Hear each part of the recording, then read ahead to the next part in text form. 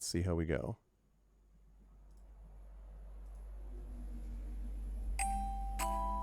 Ah, yes. Lovely. We are here in a house of a former alchemist in the land of Saltmarsh, or I should say to the north of Saltmarsh. The crew, which was brought together through circumstance several sessions ago, is now working with each other to try to solve a problem for the town. Specifically, Scarin Wave Chaser has given them a mission to discover what actually happened. It's not terrifying at all. Given them a mission to try to figure out what is going on with this house that has been abandoned, but from which there are reports that there might be people operating within this house and using it basically as shelter for their nefarious activities. The problem is that the house is popularly believed by the people of Saltmarsh to be haunted, and so people do not go there. They do not spend time with each other. They do not spend time at the house. If they can, they try to avoid it, and the only information that you've gotten about the inside of it comes from a drunk poacher named Canis, who once allegedly entered the house and then, beset upon by just all kinds of deadly haunted creatures that were attacking him, he ran away. So when the party went to discover it, they found a home which was indeed abandoned. There was a broken down garden on the outside, and when Morthwyl and Silvo decided to look inside more closely, they were attacked by giant weasels. Waves crashing against rocks, and Brine and Morthwyl together managed to figure out a way to stop them from the weasels being, they stopped the weasels, although Silvo did get a little hurt, as was previously pointed out. The party proceeded around the outside of the house and found a well, whereupon Brine disturbed a couple of poisonous snakes which attacked Brine, and in fact at one point Brine, I think, was actually dropped for a brief moment until the party was able to rescue her and bring her back and scare the other snake back into the well. The party then went into the house and made their way over. They discovered that the house itself seemed mostly deserted, with one exception, and that is that there are tracks that are leading in from an area of the house in through the kitchen and then down to the top of the stairs. And as we head over to the map portion of our OBS here, you will see that they are now standing. Waves and Morthwyl are standing at the top of the stairs. Morthwyl and Waves are fine when they heard this terrible howling scream that once again sounded like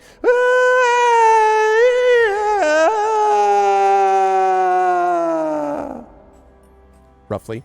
That sound also echoed through the house, and Silvo Scooby-Dooed it into Brine's arms. So as we begin the session today, Brine and Silvo both are frightened, which means they have an hour disadvantage on all ability checks, although 15 minutes in, you'll be able to repeat your saving throw against the fear of these things, which are these screams are continuing to echo from the basement.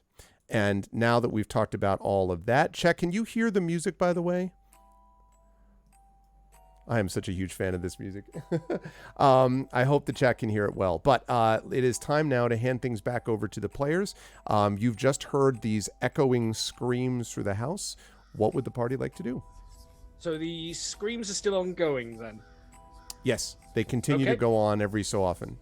Okay, so Morthwyl's going to look around for just a tiny little thing that may be lying around, like a tiny rock, sliver of metal from the copper, anything tiny that you can just grab hold of.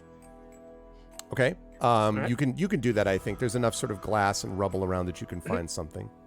Yeah, so he just grabs a small rock and he just pulls out his lockpick and starts scratching away at the rock for an action. Okay. Because he's magically tinkering with it. All right, you can do that. Okay. And as a result of this, the rock is now capable of playing a non-verbal sound, and he holds it down the stairs. Okay. So basically, he's trying to record the scream. Okay, you can do that. Okay, excellent. Let me mark.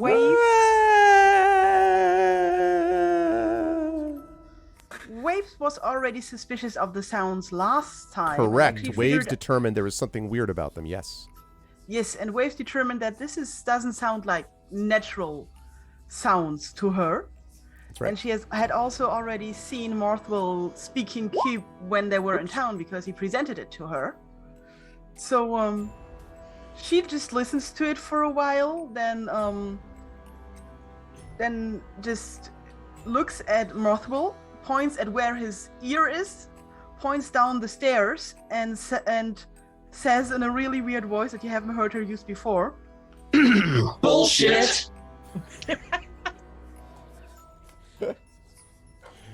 And looks expectantly at him. Okay. Would Morthwyl maybe know that there's something off about the voice, given he has a little bit of knowledge of replicating sounds? Not a Kenku's level. Yeah, not really, although, I mean, I guess you could sit there and listen to it for a while. You're certainly not freaked out by it. But in this particular case, Waves' particular unusual ability, which is, as you say, it's not at a Kenku's level. It sounds legitimate. You do know that there are, many things can create the sounds of screams, and it's not just humanoids or people or creatures that can do so. Okay. So, Morthwyl looks busy with his rock, and I'll go and have a look what Silvo and Brine are doing. Because apparently they're not following. Yes, That's weird, so I better check on them. Okay. Yeah, so just before that happens, I'm going to just very quickly look over at Brine and sort of hop out of her arms, and there's this, like, awkward silence for a moment. I'm going to just turn you up a bit because you're a little quiet.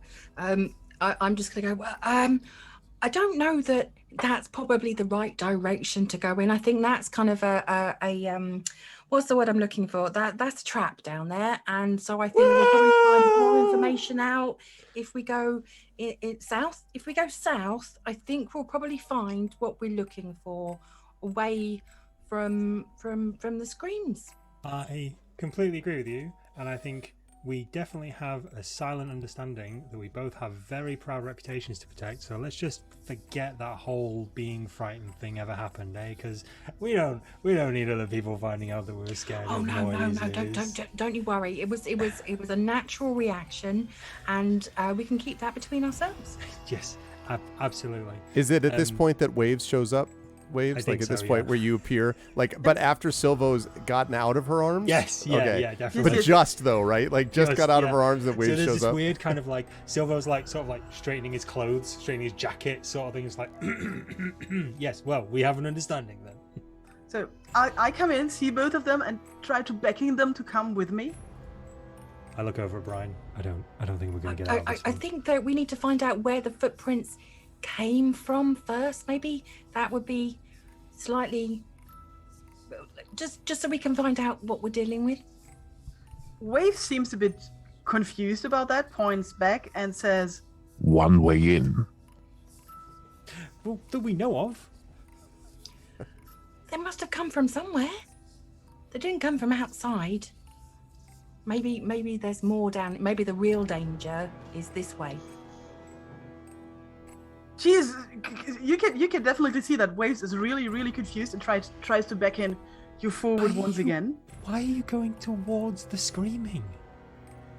Oh, she realizes, looks at you, opens her beak, and says,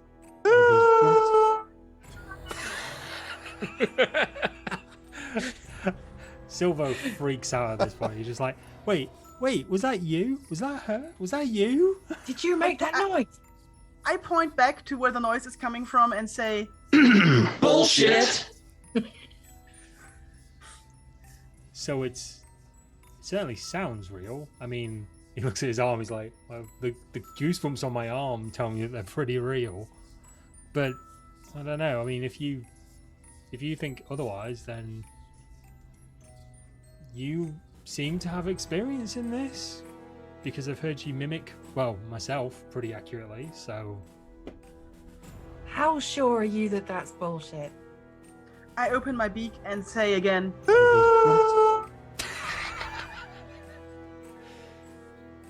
I think... From beyond the door, you hear the scream again because I'm testing the rock. we get it stereo every now and then. Get the remix. Yeah, exactly. Just turns into a Twitch air horn. Jesus. Well, I'm okay. I look at Waves. I believe you have way more experience with sound copying and manipulation than any of us that I'm aware of. And I didn't know kenkus could do that. I've honestly never met a kenku, but that seems like a pretty decent trick. So I am with you if you say that it's bullshit. From what I know of you, I do trust you. You know what you're talking about. I still think that it's worth checking this out. But if you're going that way, I will back you up. Okay. She nods and beckons you again to come with her. I look at Silvo, shrug.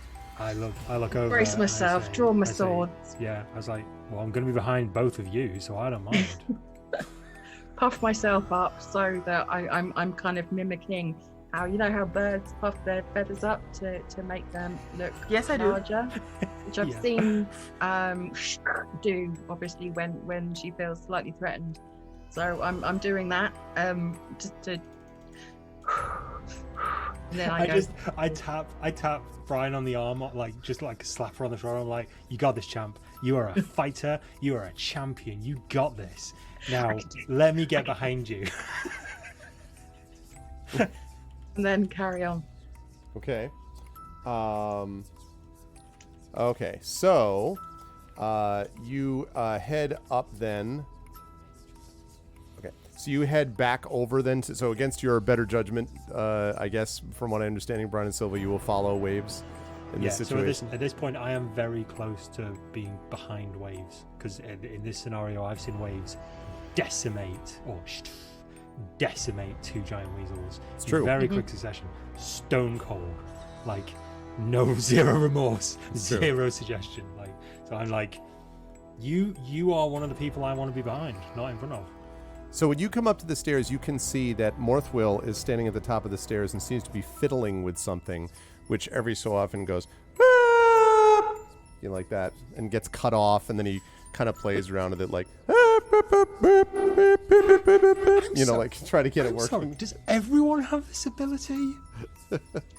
Can we stop with the screaming? I think we may have lost the element of surprise somehow.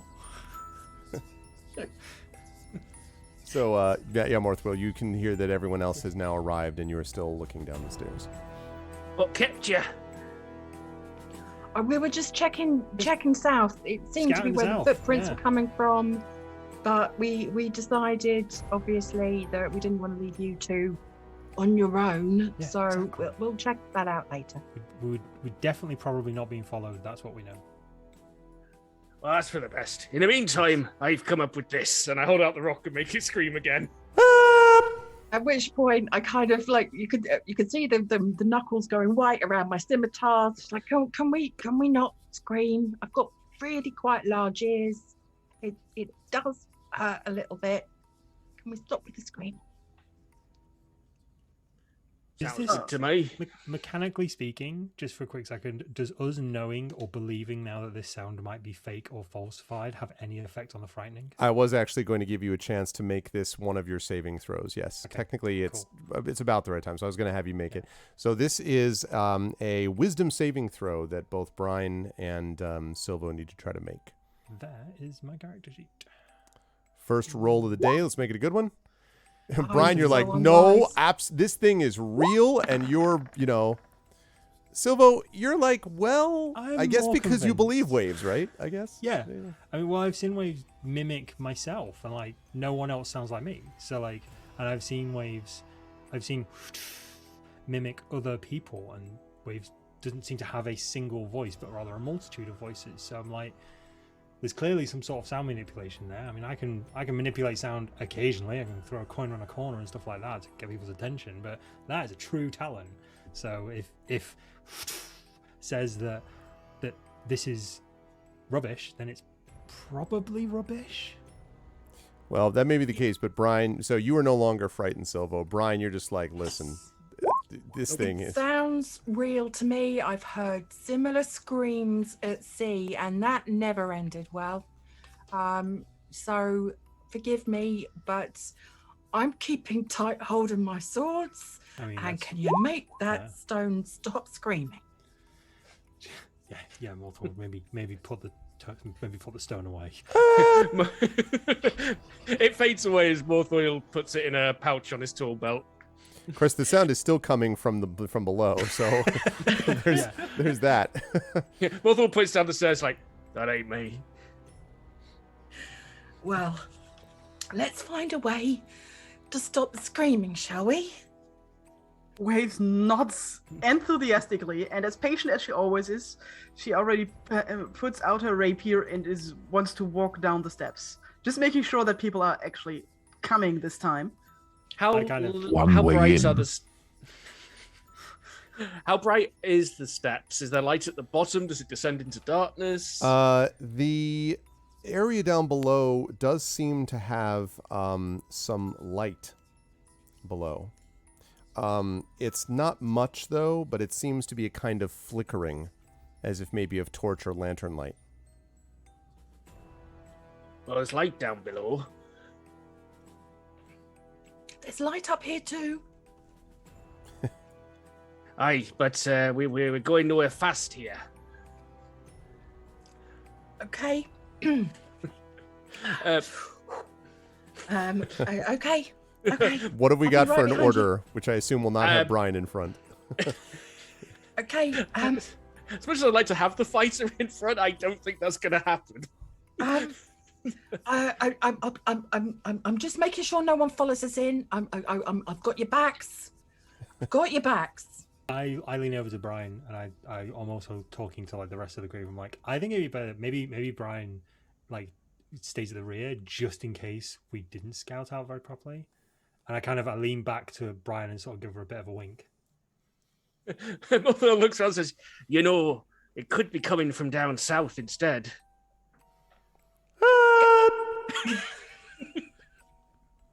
I can go and check. No, I'm not going to leave you. I'm not going to leave you. I'm right behind you. I'm right behind you. I'm right behind you. You can count on me. I mean, if it were a smart beastie, it might pick off the person at the back first to keep us unsuspecting. Morthwyl, shut up. Waves That's just starts walking down the stairs.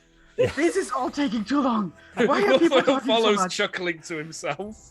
All right, let me bring... I motion Brian, and there's this moment where I just kind of lean in and say, like, you're all right. You got this. I mean, they're probably going to go for the bird first anyway, so she's the stabber of the group, and it's fine. Don't worry about it. You got this, all right? You're a brave pirate, all right? You got this. I'm a pirate. Okay, I'm following down. Following them downstairs. Okay, I'm going to bring you over to a new map, chat and players. And I'm going to bring you to right... Oops, hold on a second. The Well of Screams. Here. This is the top of the stairs as you're basically going down into the whatever cellar area, basically, this is. So I could ask everyone to pull their tokens over, their new tokens. Oh, wait, actually, do I have to... Oh, I bet I have to copy it, don't I? That's okay. Yeah. I got it. Give me a second. Let me... You're all together, like, nice honey bunches of oats anyway. Should be fine. I mean, not that I mean that in any kind of vaguely threatening for way. that line of damage. Yeah, exactly. All it's in so one rare to get nice- player characters in a line nowadays. It's true. These days, you never see it. Okay. So give me just 1 second. All right. So here we go. We've got Waves here. We've got Morthwyl here. We've got Silvo here. And we've got Brine bravely bringing up the rear. Do all of you have control of your tokens, or do I need to give them? I have control of mine. Okay, cool. Good, lovely. All right. So, as you were going down these stairs, first of all, well, actually, the screaming continues, which is obviously not the most pleasant thing you've ever experienced. But as you head down the stairs, you can see that what flickering light there seems to be coming from several places over on the southern wall of the room. But there's not much light here, so I do need to double check who has got dark vision. Morthwyl would, but Brine do the genasi have? don't know. I don't think so, no. Okay. And I do the kenku have dark vision? Okay. So Nope. you will need to come up with some light source then here, because the light that you see, although flickering, which is coming, by the way, from over here-ish. But other than that, the rest of this place is pretty dark. So you'll need to have like a torch or something like that for lighting, unless you want Morthwyl to lead you all around by the hand. I've got a torch I can use. Okay. I have dark vision, so I'm good at the minute. Okay. Until there's like actual light, and then it will be screwed. I was just going to say, yeah, the problem here is that you're going to have to use light because half of you, unfortunately, it'll foul the dark vision, but otherwise the other ones can't see. So That's cool. I have torches as well, I believe. At least okay. a torch. do you want to pass one forward to Waves? Unless does have a torch? You have a Waves torch? Waves doesn't use torches. That's really dangerous if you're a feathered being. Oh, that's true. Well, so who's holding the torch? So that you can But take it? I have something in my will- backpack. If I Okay. have a moment, Sure. I just need to find my character sheet real quick, which I'm sure I have somewhere. I'm just really confused why I cannot find my own character sheet anymore. But I do have a small hooded lantern with me, Nice. so I would put my shield away and carry that instead. Okay. All right. So you're able to hold this up, then to light the way, basically, Waves. Yes, Okay. I can hold a lantern. So as you hold the lantern up, you can now see the rest of what is obviously a wine cellar. And as you look around, there are a couple things to note here. First of all, there are shoulder length, yes, because shoulders have length, shoulder height wooden bottle racks, which are lining the north wall here, and then the western wall right here. Give me a second. Let me bring everybody up to Ooh, booze. right there. There used to be, but not anymore. There are no intact bottles left from what you can tell in the racks. There are shattered bottles covering the floor. Lots of broken glass.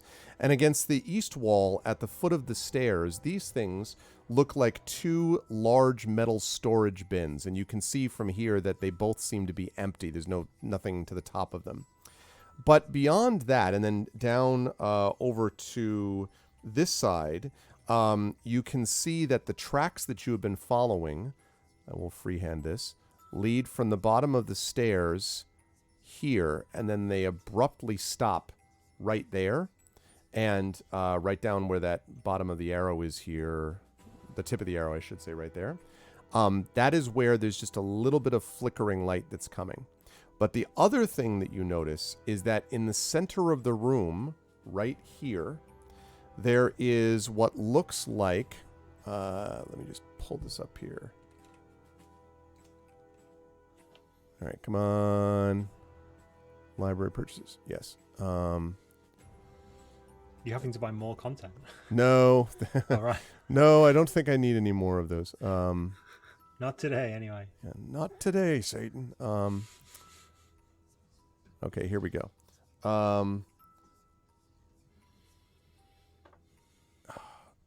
Yes, there we go. Perfect. There is a human corpse, which is clad in plate mail. And the corpse is lying there on the ground. There is a long sword that lies by the corpse's right side, and a large shield that is covering its legs. Oh, I okay, everyone, try hold to- up. If the thing at the top of the stairs is some sort of trap or trick, there's probably traps in this room as well. I try to listen where the screaming is actually coming from, just in case it's coming from the corpse, and I was wrong all the time. Okay. Go ahead and make a perception check for me, please. 10. I mean, you think it sounds pretty, I mean, it echoes everywhere here down through the cellar. All of you are still standing in the exact positions I have you, right? Like Brine's at the top of the stairs, etc. Okay, yeah. Mhm. So that's currently, it just is echoing around the room. It's hard to tell where it's coming from. It's somewhere in the cellar, but it's echoing around this cellar. Could it be coming from everywhere, or does it feel like it's bouncing from the walls? Probably bouncing, but the Okay. sort of origin point is going to be difficult. Okay. Can I? Is there a way I can see if there are any tripwires at the bottom of the stairs, given the current light situation? Possibly, but not from here. You'd have to go up, exchange places. You could have waves like just move just into the room enough for you to get down there. I'll whisper shout over to waves. Okay. They're like, look out for traps. Okay.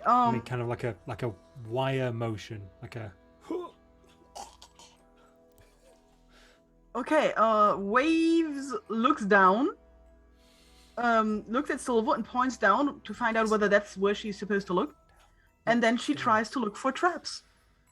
Okay. I would like you to make an investigation check for me, please. 8. Where the stairs are Perfectly positioned. safe, Waves. Yeah, 100% Super safe. Got it. I point at Silvo and do like thumbs up. Okay, safe. While they're doing that, Morthwyl's pulling a few bits out of various pouches and screwing some crystals into a box, attaching a rod onto the end, and basically has just made a magic detector and cast Detect Magic. Okay. Which means any magical presence within 30 feet of me, I can sense and will have a faint aura, be it creature or object. Within 30 feet, huh? Mm-hmm. It's blocked by a foot of stone, an inch of common metal, a thin sheet of lead, or 3 foot of wood or dirt. Yeah, the only magic that you detect emanates from directly behind you, Morthwyl, where there's a lot of magic. Seem to be coming right behind you, like right on top of you. Well, interestingly, I can learn the school of magic of this source by a variety of lighting up crystals. So what school of magic is this mysterious source? Are you pointing a device at me? Yes, I've just followed, like, it's beeping, and I just sort of turn around, and now crystals are, like a now a bunch Geiger of counter. crystals have lit up, and I'm just like, I'm just like, let's just sort this out later, shall we? Get back to the task in hand. Is there a magic trap at the bottom of the stairs? Can you tell him what kind of magic there is before we get into you that? can whisper it if you don't want to reveal it to the party as well, if you just send me a private message. Yes, I will send you a private message. Okay, sounds Okay. good. So, Okay. Waves is unsure about what's going on with all the peeping, and stares at the corpse at the center. okay. She really, really, really stares at the corpse, as this corpse has not been stared at before, Okay. and uses her divine sense to see whether this is an undead. It is definitively God. not undead. It looks like this thing is just dead. Okay, because this is divine sense, so I can find out the location of a celestial fiend, Fiend. fiend, Yes. undead, or hello spell if it's not behind total cover. So I can see the corpse, so it should not be. Yep. Behind. Okay. Yep. No, you're good. I As far as look that's back to the beeping party, and if nobody does something, I will be my own. Waves will be her own patron self, and will step into the room. So Okay. you have one last chance to do something before Wave steps down. Oh, sorry. Is where the stairs are coming down? Can I see over I'm at the back, but can I see over a banister into the room, or is this like a corridor staircase? It's where I a can't corridor see anything in staircase. the- Yeah, it's a corridor staircase. Like, basically, Waves is just sort of like looking around the edge to see what she sees. So the rest of you just sort of see what's directly in front of you. So, Brine, from your position, you can probably see like the metal, bins at the bottom of the stairs because they're directly in front of you. But the other stuff you can't see until you got lower. Morthwyl says, don't seem to be much magic in here, with a side eye at Silvo, Yes, who's absolutely. practically glowing to him at the moment. Yes, well, shall we continue? Waves points at the corpse and makes this movement to make. She hopes the others will understand that this person is really dead. She's not sure, but He's this is what she's already trying to do. dead. She nods. She nods. Yes. Don't kill it. It's already dead. Yes. Okay. I look over at Brian. What happened? What, Is she going to kill that corpse? Is she going to stab that corpse? think she's gonna stab that I corpse. can't see her. I can't see her from where I am. Oh, I right. can't Let's get you see. down the stairs. Come on, let's get you down the stairs. Who's dead? Where? Someone's dead? There's a corpse in the middle of the room. I think it's going to go stab it. Okay. Is it screaming? Well, it might be in a minute. I don't know if it gets up. I am going to go and investigate this metal box. Okay. You're investigating the metal box. What are you? Waves? You're going over to the corpse. Okay. The corpse, does it look reasonably fresh? Because I didn't really understand the description. I'm sorry. It does not look reasonably fresh. It looks like flesh, but not fresh. It does not look it is. It does not look that way. It's hard to tell unless you get close to it, like what exactly it's, because it's like face down, right, and it's covered with this plate armor. So all that you know is that it's definitely not moving and is clearly, obviously, as you know now, not undead. But there is just a sword by its side and a shield covering its legs. Can I see the shield? Does it have some kind of emblem on it that would tell me something about who this is? Yeah, Morthwyl was kind of interested in the shield himself as well. Okay. Yeah, no, it does not have any emblem. It is a gold shield. I mean, gold colored, but that's the only thing you note about that. Gold, you say? Yeah, solid gold. No, gold colored. Solid gold shield. That would make an awful shield. Yes, it would be a terrible shield. terrible shield. So this is with a his... person like in full plate with a huge sword, a huge shield, and is very dead. Very dead. Morthwyl's drawn his crowbar from his pack while this is being examined, and he wants to lean over and try and flick the shield off the corpse with the tip of it. So you flick the shield off, Morthwyl, and that's good news that you're able to do that. The not as good news is that when you flick the shield off, erupting from the body are a set of terrible looking, what looks like massive swarm of maggots is sort of the way that you would describe it. These creatures swarm out of the body, and they swarm directly at you. I would like initiative from everybody, please. Oh my god. What a creepy, crawly manner. Yeah, it is a creepy, crawly I'm really manner. itchy now. Yes. Oh my lord. Right.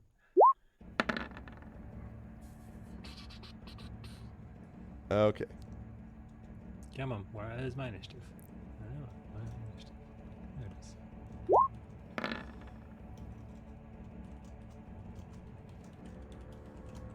Okay, let's see. This might sound like a proper noob question, right? And I don't really care. But you know when other people roll initiative and it adds your number to the turn order, I only see other people's turn order. I only see other people's initiative roll. Is mine on the turn order, or do It's I not. need to do something? You have to before touch your initiative? token first and then roll initiative. Right. Okay. So touch my token and sorry. then roll. But Next that's okay. time I'll do that. I will add you for now because and I'm just going to put it in manually. But that's Yep, what you that's normally fine. do. Yeah. Okay. Cool. I appreciate that. Yeah. It's several years we've been playing this game, and I didn't know how to do it. Yeah, it's true. I hadn't thought about the fact that I would need to. That would be helpful for you to know. Okay. Waves. You're dealing with a 10. You're very 10 today, Piran. A lot of tens. A lot of tens. Tens across the board. I'm a tender Morthwyl. person. You're a As 10 10 person. as a Morthwyl 10, and she rolls Brine. a lot of tens. What are your dexterity Tender. scores? Just your raw scores, not the modifier. Raw score 13. 13. 14. Okay, so that means that Waves is going to go before Morthwyl. All right. And Brine, quite understandably, is not appearing in this picture. Does not want to deal with this garbage. Right now, there's screams. Also, I should have mentioned this before. I'm sorry, I didn't notice where everyone had moved yet. But when you get onto the middle of the stairs, the screaming stops. So there's no screaming. There's been no screaming since Brine got to past the middle of the stairs. Exactly. Okay. That's interesting. That's a trap. It's definitely a trap. Okay. So It's Waves definitely a with trap. 10. It's 100% going to be a trap. Let's see. Oh, it's my house not working. I got to the middle of the stairs, I think, before we rolled initiative. Would I have known that? Okay, Yeah, you I'm would not have gonna- noticed that the screaming would have stopped. Yes, and I'm sorry about that. Yes, you would have noticed that part. Do you think 15 minutes have passed, so maybe Brian? No. Damn it. That would be very slow descent. We had a very long argument. I mean, Morthwyl's device kept glowing various colors. Yeah, but Basically, Also- it was Christmas for a while. And the fear is not driven just by the screams. Otherwise, I would take it off, but it's not an effect like that. It's literally you're frightened because you're like, oh God, not that you're being charmed into feeling this way or something like that. Now is it? Now it's. Have I gone deaf? I can't hear Yeah, anything. no, it's exactly. It's even worse. It's insidious. Now it's secret. Yeah. Stealthy screaming. Okay, Silvo, you are up first. So you see these creatures, these terrible. Let me just, so that people can get a better sense. No, not that guy. That guy is that's the body from which they emerge. They look like that. Just a horde of. Yeah, just Oh man! So we're basically talking about giant maggots. giant maggots emerging. Yes. Lovely. How I just if I had to if I had to guess how many have just poured out of this body, are we talking tens or hundreds? No, hundreds. Oh my God. Now I will say when I say giant maggots, I don't want to it's not like each maggot is the size of you, but as Oh, a tremors. swarm, Do you know what I mean? they are probably each swarm is like half the size of Morthwyl.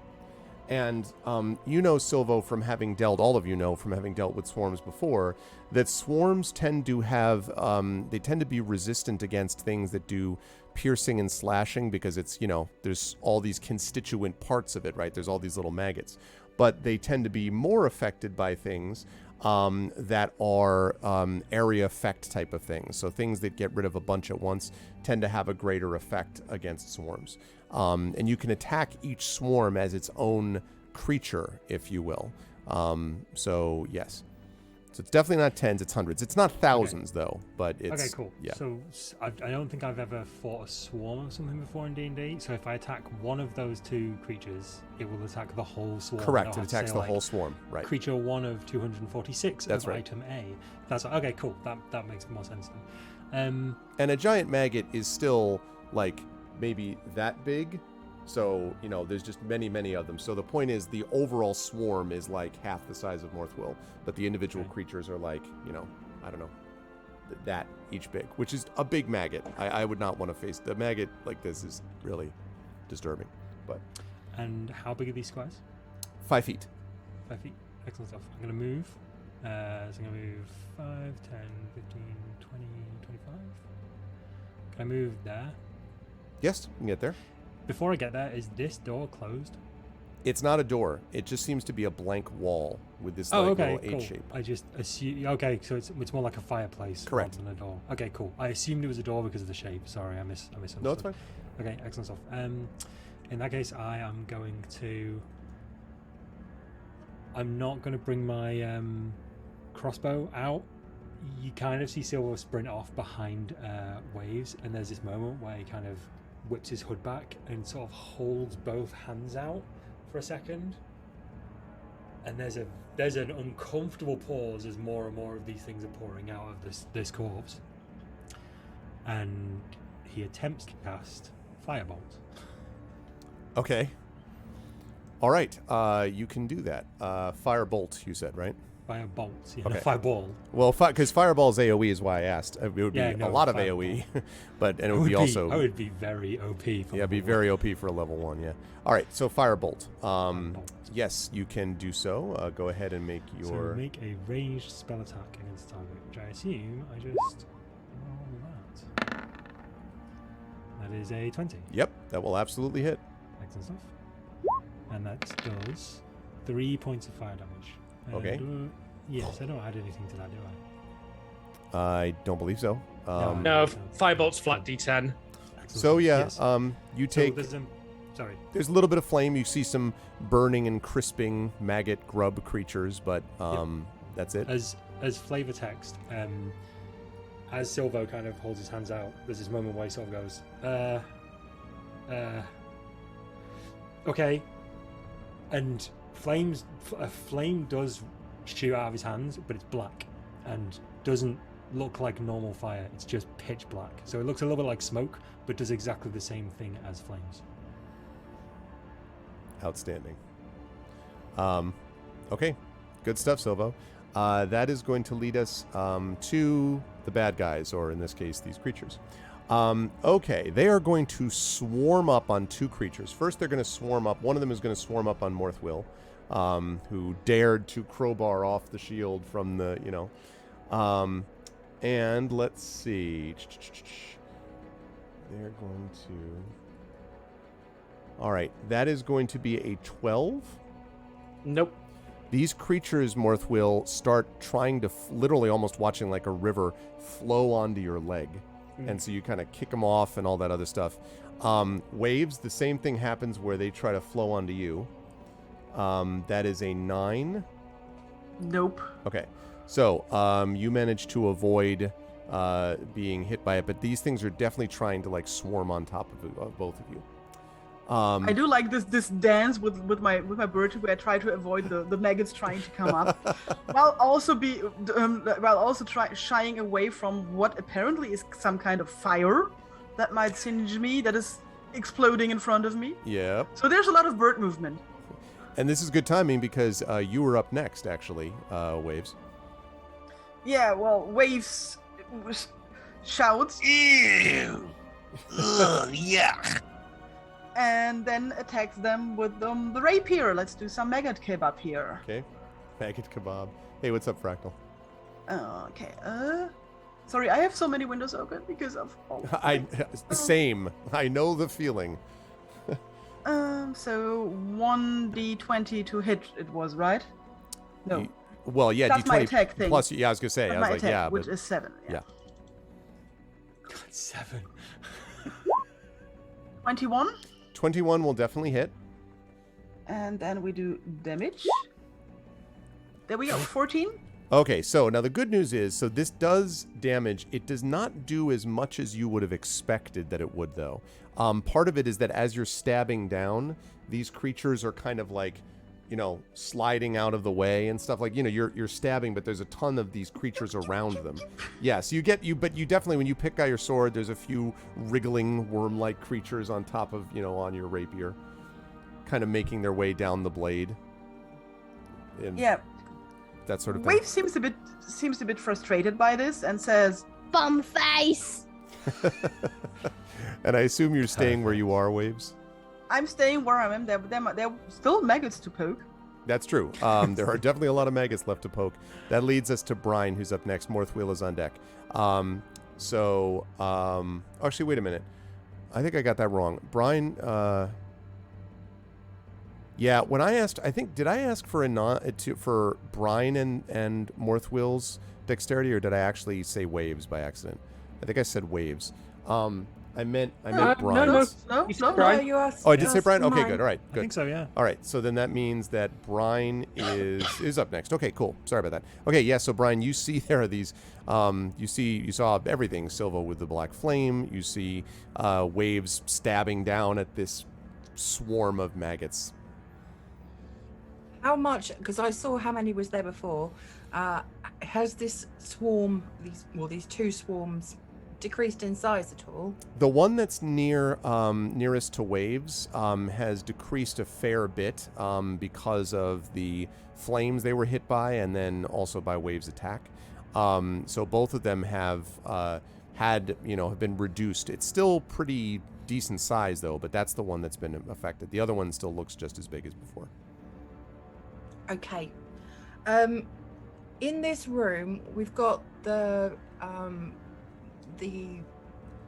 wine racks on the north and the west side, and we've got these 2 metal containers. Is there any wine bottles still there? Is there any water butts or anything?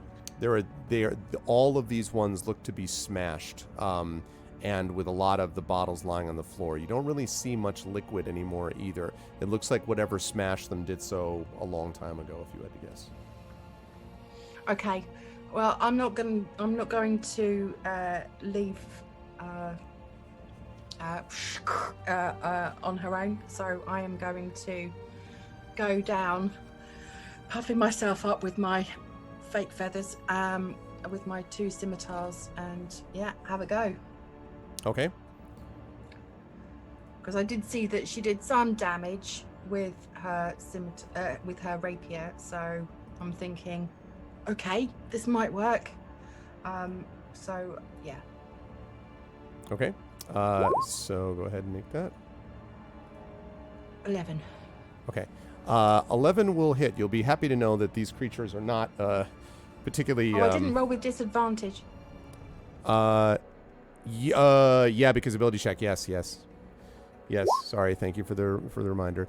No, it's still 11. Good news is that 11 is still going to hit because these things are not particularly, AC is not their thing so much.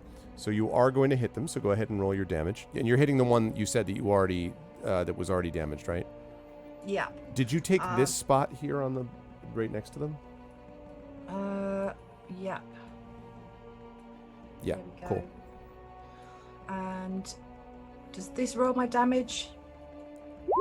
No, that just rolls another hit. If you click on the word scimitar under the roll, it should roll your damage then. Click on the word scimitar under the roll. Yeah, on the chat in window. in the chat window, yeah. Oh, okay. There you go. 3. Okay. This does damage, but very little. Not nearly as much as you would have expected, Brian. You make this typical, like, classic slash across, but you really only hit a couple of the wriggling creatures, and a lot of them sort of fall off. It's almost like your scimitar goes between some of the, creatures as much as anything else. Sorry to interrupt. I don't think that rolled damage properly. I've just hovered over the 3, and it says rolling 0 plus strength. So I don't think it actually rolled it. Oh. Yeah, that's weird. Unless you rolled a 0 on your damage dice, which is unlikely. So I don't know if that's actually what's the damage for a scimitar. Should be, I think, either 1d6 or 1d8. So we know it's that plus 3. Yeah, I don't think my scimitar is actually like macroing properly because it just says 3. should be 1d6 plus strength or dex because it's a finesse weapon. Okay. Yeah, that doesn't. It's because it just says 3, even in my character sheet. So it's 1d6. Plus the strength would be the case. Assuming I need to double check and make sure if it is 1d6, or 1d8. It might be 1d6. 1d6 sounds right. Yeah. Give me a second. I'll find it. Yeah. You're most of the way there. Okay, I can actually put it in this way. Let me do that. Yeah, it is 1d6 slashing. Cool. And so that would be 1d6 plus your strength for the damage. Okay. Actually, that's a good point. Assuming you're using your strength, because it's a finesse weapon, so it could be used as dexterity, but I think you're probably using it as strength, I'm guessing. Yeah, I have proficiency as well. Okay, but that'll only affect the hit. Since you already hit, we're just worried about damage. So it's plus 3. Okay, so 6 damage then? Is that what you're looking at? Oh, I see. You just rolled it now. Okay, so 4 total. Okay. Four more damage than it was. 4. So basically, again, not nearly as much as you would have expected. Sorry, I misclicked. Not as much as you would have expected. It does work. It does damage it, but not particularly much. I am dual wielding. Do I get a second attack? Yes. If you were dual wielding and you're proficient in that, yes, then you would get a second attack. Okay. Scimitar and the other one, right? Both scimitars. Both scimitars, yeah. Okay. So that for disadvantage 16. That will still hit, so you can roll damage again. So that's still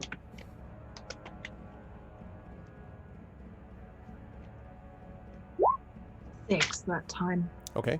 Okay, so again, damages it, and you can see there are a number of dead little, maggots now down there, but a lot are still alive. It's definitely got hit, but again, not as much as you would have hoped.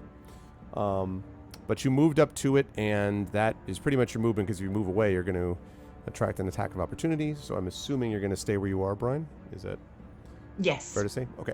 All right, Morthwyl, it's your chance. These creatures are trying to crawl up on top of you. So I'm going to disengage over to here. Okay. And I think then, as a regular move, I'm going to climb the actually, what's the view over the edge of the stairs? Is there a railing? Is it a solid wall? This is it's a corridor stair. It's a wall leading down here, so you're able to just lean around the edge to see it. Right, yeah. So I'd see bugger all if I went up the stairs. In that case, I'll just hold my position here, and that'll be my turn because I've used my action. Okay. All right. What did you do just now on the action? Disengaged. Disengaged, right, to get over there. Well, no, if disengaged, that's just your move. So. Oh, okay. Yeah, you still have an action. All right, then fireball on the one that everybody's just wailing away hammering away at. Yeah. Yeah. Okay. Let me get that. Silvo pays particular attention to this. Okay. And out of my tiny little lockpick, a fireball attempts to hit the maggots. With Believe an it or 8. not, it's going to. These things are Ow. not. AC is not their strength. And it hits for 9 damage. That one, so this just goes up and crisps. Like, just, completely goes up. You can see maybe there's 1 or 2 left, but pretty much that does the rest of the work for that one. So there is only 1 of those remaining now. The other ones are just a bunch of dead grubs sort of just lying there burning. Smells like chicken. Okay, that's Morthwyl. That brings us up to the top of the round with Silvo. One of these is left. Yep. Currently So fresh. I look over to Morthwyl, and there's a moment of I kind of look over with surprise and like admiration in my eyes. Okay. And as I'm hunched over from like trying to cast that spell a second ago, I kind of straighten up a little bit, like okay, and immediately grab at the side of my head because a splitting pain has just gone through my head. I also slump against this wine rack. I'm assuming this is a wine rack to my left. That is correct. There's some loose pieces of glass fall on top of you. I kind of just as I kind of slump to the side, and I would really like that remaining swarm to make an intelligence saving throw for me. Silvo. Okay. What's the DC? 13. Okay. Yeah, no, it clearly does not make that. Not shockingly, swarms of maggots are not particularly intelligent. So it will take 1d6 of psychic damage as I cast Mind Sliver as a cantrip. And also, there is an extra token of this. So it'll take 5 damage of psychic damage. And also, it will take 4. Gee, why couldn't that have been damage? -4 from its next saving throw.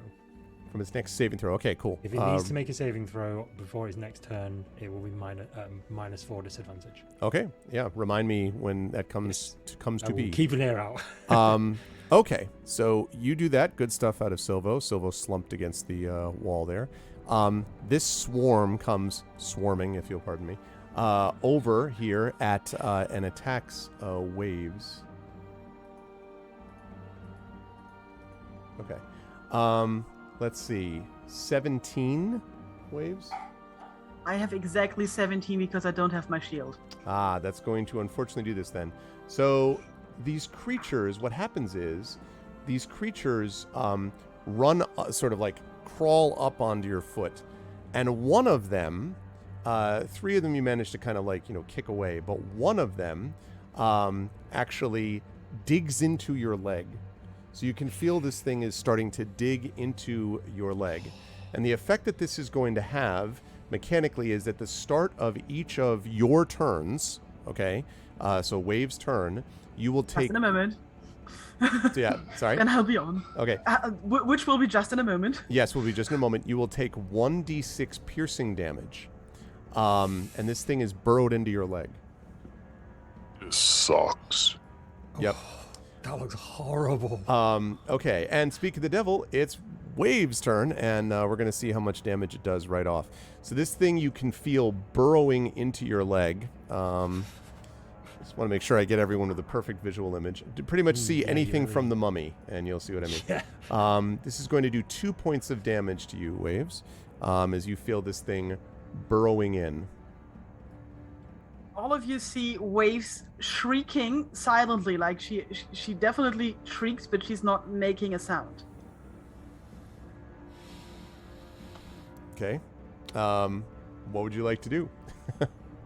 I'm gonna. Can I try to attack the one that's on my leg? Yes. How do you? So it's inside this wound. It basically like bit and then like dug into your leg. So how do you want to? You can see the wound. It's kind of a circular wound where the creature moved in. How do you want to sort of deal with it? What do you want to do to it?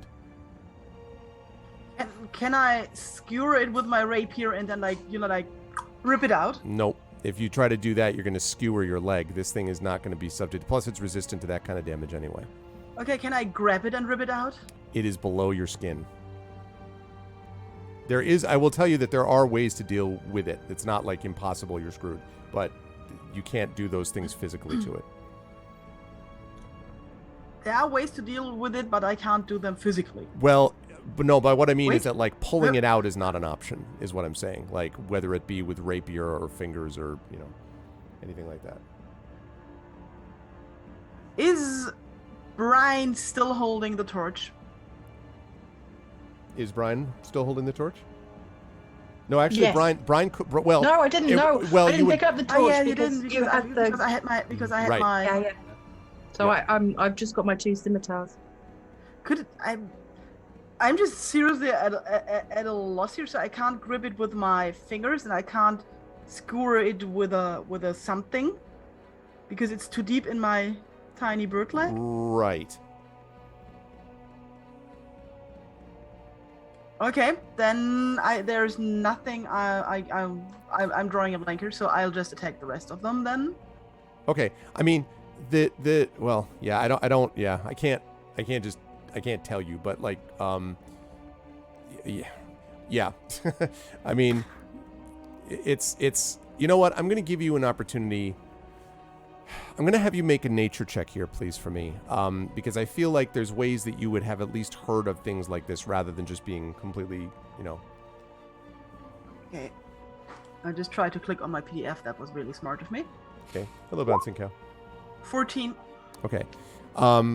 You do know for a fact, this is something which has happened with swarms before. I mentioned that area effect spells tend to be very effective against swarms. So does fire. So when you were talking about the torch, it would not surprise you if fire would have a profoundly positive effect for you and negative effect against the grub. Yeah, but I'm still standing like inside all the grubs, right? Well, I guess you're to the one side of it. I'm talking about the one that's in your leg. I don't have. Yeah, I can't really put my lantern into my leg. So You could smash it and just like yeah, that's. I'm just gonna set myself on fire. That seems a reasonable way of dealing with this. I mean, the bonus would be you wouldn't have a grub in your leg anymore. Right. The penalty for it, you would definitely be on fire. I mean, you could And we'd all probably be in the burn it. dark. You I could think probably burn I'll- a smaller area without setting yourself on fire. You don't have to douse yourself Yeah, in oil. But Not This really is a good with familiar my- feeling scenario. No, from her perspective, there's nothing she can do. She's Okay. waves attacks the rest of the Okay. maggots in front of her. proceed. Okay. 8. I think I'm in shock. Okay.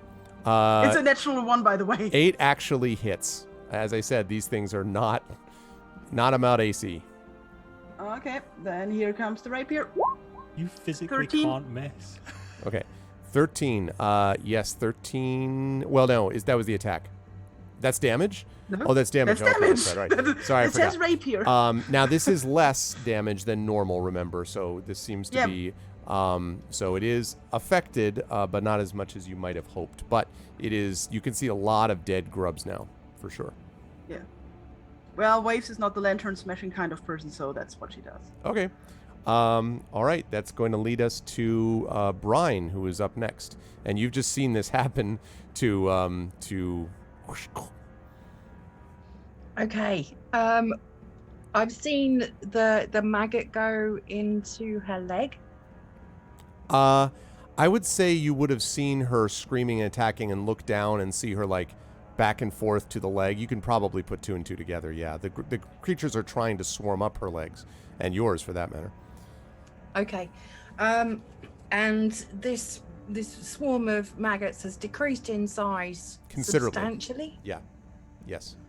Okay, I'm just gonna go for let's get rid of the immediate threat. I'm gonna go for another 2 strikes, and I have fixed the macro for that at least. With my dual wielding scimitars, I'm Okay. like full windmilling these maggots. Okay. So I'm still with disadvantage. So I'm gonna roll that twice. That will hit. Okay. And then the 12.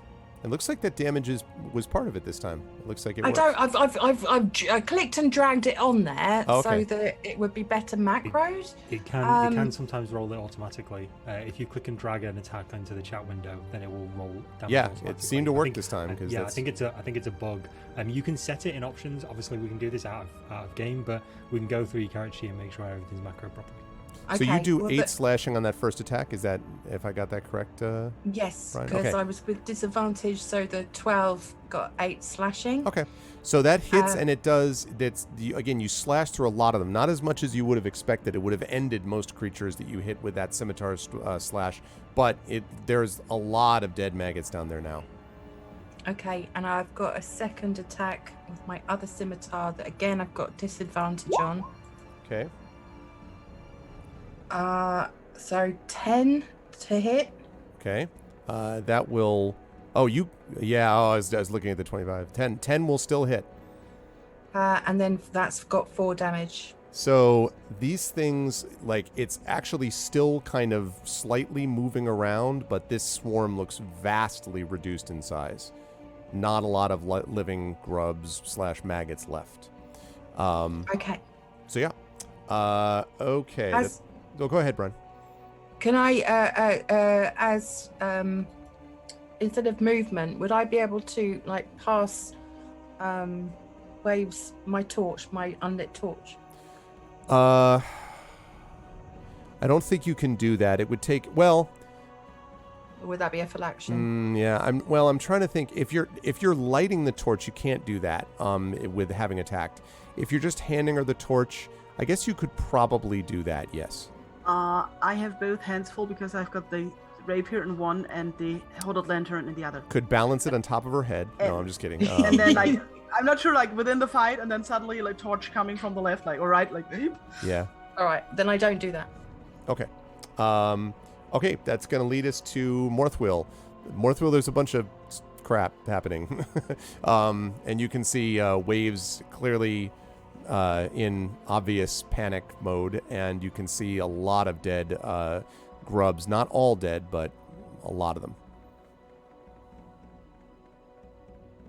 The air around Morthwyl heats up again as another mini fireball appears on the tip of his lockpick, and he flings another fireball to what's left of the swarm for an 18. Absolutely hits. And 8 damage. Absolutely crisped. Also, the body is burned a little bit too, but more importantly, I'm sure to everybody, is the fact that the nothing now stirs. There's one more, I would imagine, that like one of you, Morthwyl, you can go over and like stomp down with your boot on the last remaining one. Very satisfying. Yeah. And with a little shudder.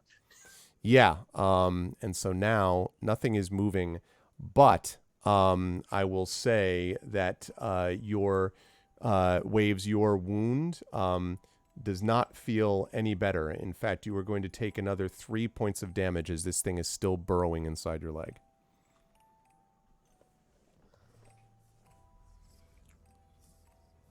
Are we out of initiative? You're out of initiative now, yes. Oh, I was So on mute. Waves drops her lantern and the rapier and drops down on the floor and is like touching around the wound, trying to figure out what to do. Very obviously. I'm gonna go over to Waves. I've kind of stirred myself up now. I'm gonna go over to Waves and be like, "What's going on?" I'm looking at the leg. What do I see when I look at Waves? You see a wound, a kind of small roundish wound in her leg, and you can see that this thing below, you can see just a little bit of a burrowing something. There's movement inside the leg as if something is moving inside it.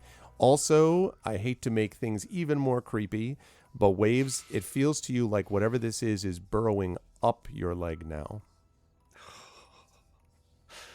I put my hands around my leg to stop it from burying up, and just So- look around helplessly at everybody else. So I'm gonna try something that I've seen some dock workers do before when they've hurt their hands on certain sharp implements. I'm going to take my dagger.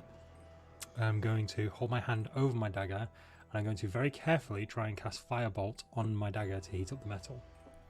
Okay. And then I'm going to place the dagger onto where I can see the burrowing and try and force burn it through Waves' skin, basically, or deter it. So when Waves, you're before going I do this, Before I do this, I'm going to look at Waves and go, I can probably get this out, but this is going to hurt. And I look at everyone, I was like, unless anyone else knows how to get this out. I know a rough and ready way. Can I roll to see if I have a more effective way of getting it out? We've Sure. been Let me have aboard you- a ship on seas for months at a time. I must have some kind of basic first aid, maybe? The basic first aid that you're thinking of would be exactly the same as what Silvo's thinking of doing. It's taken from those dock workers, and that's what you know, which is basically to cauterize/sterilize the wound, and you do that with fire. Fire and heat. I'm going to help brace and maybe find a clean bit of wood or something just to put between her beak to bite down on. While they're doing that, Morthwyl's screwed another crystal onto his needle, but this time it fails to light up, and he's looking and going, "Oh, bugger. Not going to be able to fix you up after this one." He's out of spell slots. Mm-hmm. I had a feeling. It's a good way to put it. So Wave still grabs onto her leg, nods towards Silvo, and closes her eyes. All right. Okay. Can I just make sure you have you put your rapier down, because I definitely don't want you to stab me. Yeah, I dropped the lantern and the rapier. Okay, cool. I'm holding onto my leg to just to stop it from crawling upwards. Cool. So very quickly, brief explanation: heat metal, hold metal against leg, and kind of try and get it out of Waves' leg. I'm going to ask you to roll 1d4, please. Okay. Oh. I can cast guidance. No, this is not. This is going to automatically. Well, we'll see about the succeeding, but it'll automatically be addressed. But okay, so Waves, you're going to take an additional point of damage from the heat, as it's just. Psst. But Silvo, as you kind of reach in and press down, I'm actually going to ask you to make. I'm going to ask you to make a medicine check for me, please, Silvo. This will go well. I've watched dog workers do this. 12. Yeah. So you touch down on this wound, and then you feel sort of like, first of all, this searing pain Waves, but then the creature kind of, you feel this thing, and then sort of oozing almost out, this blackened husk falls out of your leg basically onto the ground. And you no longer feel anything moving within your body, Waves. I mean, I said it would suck. I'm sorry. Waves makes a really, really weird sound.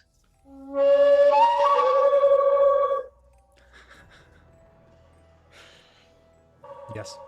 It's okay. It's over now. It's over now. It's out. It's gone. It's fine.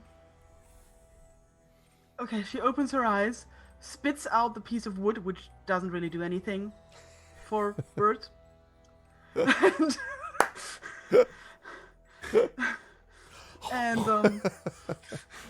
you're like the first kenku that Brian's met. Yeah, She has no idea. It's just such a great visual, though. Like, just snap. looks around and touches everybody's hands in kind of a gesture of thank you, and gets up. I touch Waves' hand when she touches mine. Okay. Yeah, your leg is definitely in pain, Waves, but you no longer feel anything. Kind of, you don't. The ongoing damage effect doesn't seem to be there. Can I apply like a small bandage at least, so I don't have to look at the hole? Yes. Okay, I'll just take out my medicine pack and just bandage it up so it's clean and closed. Okay. Morthwyl's like, "Afraid I can't help patch you up with my needle this time. I'm not as good as I used to be at this sort of thing." Waves nods understandingly. As I'm walking away, that you kind of hear me muttering, say, "Well, to be fair, I was lucky I could heat the metal." But I'm also going to go and search this person who had the insects in him. So, Okay. well, friend, have you got anything? If that they might do help that, us? I back away. If they go to work, I'll back away. So Morthwyl's still interested in that shield, which started this whole thing. that's right. So the shield which you've knocked away, it is a regular, just a medium, large shield. It is in fairly good condition, and so looks to be functional. Morthwyl. Don't know if there's any magic or anything, but you didn't sense it before. But there's definitely, it's in good condition. The longsword is also in good condition, and underneath the corpse there is an explorer's pack, which doesn't have any rations on it. Those have long since been eaten away, but there is, stuff that you would find. I'd have to go look and see what an explorer's pack has, but I think it's got rope and other things like this I'll grab that you that. can find in there. As far as the corpse itself, there's no like gold or anything like that. The plate mail is banged up, and it actually looks to you like this person was brutally beaten, just clubbed and kicked and whatever, and that was the reason that he died. These things that came later on obviously infested the corpse after the fact. And the plate mail, although it is banged up, is serviceable. It's enough to fit a medium-sized creature, so it's serviceable plate mail if you wanted to take it off the corpse. So yes. Well, Morthwyl's going to take the shield since he has a proficiency in them. Okay. If no one objects. By all means, I've already nabbed the explorer's pack, so. I'm not gonna Okay. touch any of those. So the explorer's pack, does that come with a bag, or is it like a bag of things? Yeah, exactly. It's a bag of stuff. Okay. That's right. Yep. Cool. Mhm. But just for flavor, I'm gonna open the pack and pour it into my little messenger bag that I've got, because I've only really got maneuverability for one bag, so I'm taking like Okay. the rope I'll put over my shoulder, that sort of thing, the bits and pieces that we'll get in a normal explorer's pack. I'll just add to mine. Okay. Sounds good. So there's nothing else on the corpse. Nope. Just the Cool. aforementioned, plate mail, shield, and the sword, and then the pack that you Right. found below. When other people have done what they're doing whilst I was rifling through a dead man's pockets, could I go have a look at this wine rack? Absolutely. Make an investigation check for me, please, Silvo. Cool. Investigation. That's a 15. Underneath the rack, you find one full bottle remaining. And sorry, one last thing I want to mention about the body, since Morthwyl and Silvo were both looking at it.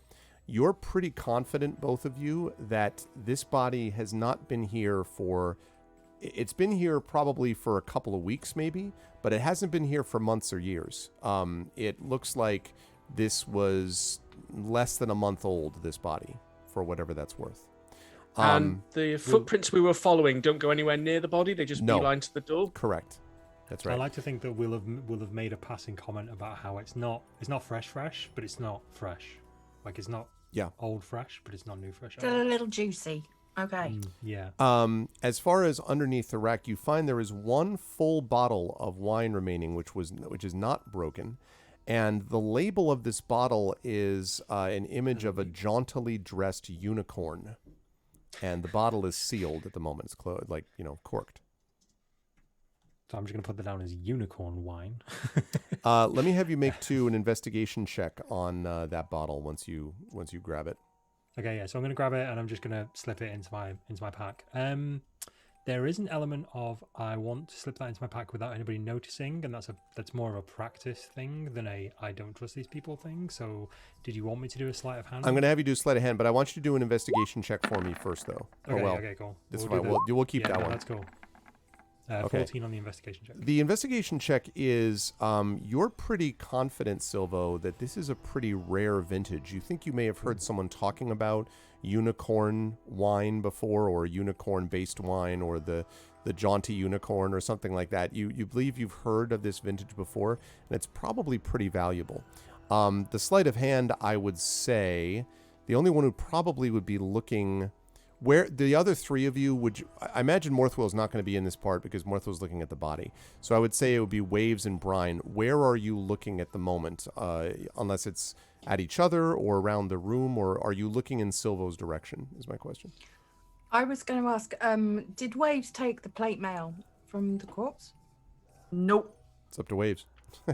Nope. Waves is not getting near that corpse. Waves backed away from the corpse until the wall next to the door.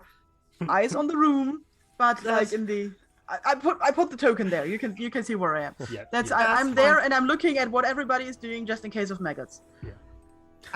Okay, what I'm doing is I'm just making my way halfway up the stairs because I'm still pretty freaked out, and I'm going from each step one to the other where the noise starts and stops, and just to find out at which point the screaming starts and screaming stops. Okay. And then I'm going to go over to, because I'm this is freaking me out a little bit.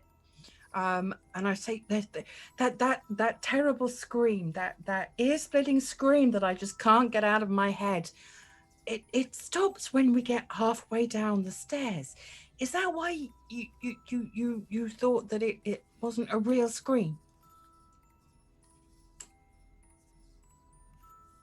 Waves shakes her head.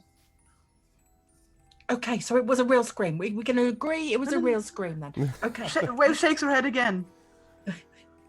Okay. I'm just gonna...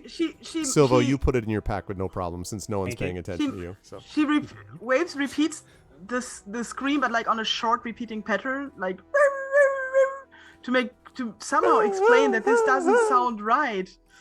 Okay, and now we're in the room. We can't hear the scream anymore. Correct, and in fact, Brine, you did not trigger the scream yet when you went up the stairs. You only went halfway up, right? So if you wanted to try to trigger it purposely, were you trying to purposely trigger it just to see? I was trying to find the point where it starts and stops on the stairs. The top step, yeah. The very top step is, so when you stepped on that, you get the but, which is all the way down in the room is where it comes from. Okay, as soon as that scream starts, I'm running back down the stairs to where it stops. Okay. Yeah, when you get off the middle of the stairs, it stops. Like dies away. The blue directional arrow where the footsteps are going, does that lead to a closed door? It's not a door. It's actually the inside of what looks like an alcove of some kind, and it's just a blank wall. And literally, the tracks just stop at the stop abruptly there, right there. Okay, I want to go and investigate this alcove and try and acid. I'm not going to touch anything yet. I'm just going to visually investigate to try and find out why these footprints stopped. It's obviously a secret something that they haven't just disappeared into thin air. No, that's right. Go ahead and make an investigation check for me. And I should point out that also right below from this area, like flickering, is just the faintest hint of light. Oh, not 20. Wow. Critically understand. Yeah, Brine, as you are looking at it, you can see the light kind of flickering from what looks like a seam down below. Almost certainly this is a secret door of some kind. And you think you might see a way to be able to, there's a brick on one side that looks like it doesn't quite match, and you think you might be able to manipulate that. I know you said you didn't touch it, but you think you might be able to manipulate that to open up what's on the other side, because clearly it's a door of some kind. Okay, I'm desperately trying to claw back some credibility with the rest of the team by absolutely going overboard with my my explanation of my examination of this door, to the point where it's like, well, you have to understand, if you manipulate that brick in any other way than the way it's supposed to be manipulated, there could be all kinds of catastrophic consequences. However, I can say with all certainty that those footprints went through this secret door, and this is how we open it. Plus, I mean, we don't know how many people are behind there, so I'm happy to be the one to go in front, but obviously I don't want to leave any of you behind, and I know I've been successfully bringing up the rear and making sure that everyone's safe. I just wanted to know that I'm here for you guys. Impressive. Yeah, I like that you say all of that exactly in a row. Like, it's just like, also the following, here are my footnotes about all the work on secret doors that has been Here are done. my references for secret door finding. I keep a diary. It's quite intense. While this is taking place, I have slowly made my way south, and I'm performing the same level of investigation I did in like this corner. I'm just looking up and down all of the different areas of this wine rack. Let me have you make see another any balls. investigation check as you're doing that then. Okay. Just one or like each 5? No, one I think is sufficient. This one. Let's hope I don't screw it up. Nope, screwed it up. 5. Yeah, everything, I mean, just a lot of broken bottles here, from what you can tell. Okay, cool. Well, I'm gonna move over to where Morthwyl is. Who's Oh, look, currently a examining box. the larger box. I was like, do you think it's full of pennies? The box seems to be empty, Morthwyl. There doesn't seem to be anything in it. There's some kind of like That's disappointing. sort of empty storage bins or something like that. Might have been where, they kept certain bottles of wine before they were organized or something, but there's nothing in there now. Morthwyl looks up and says, well, I'm not going to start pushing these boxes around. The next thing you know, we'll be attacked by a nest of angry badgers the way this journey's gone.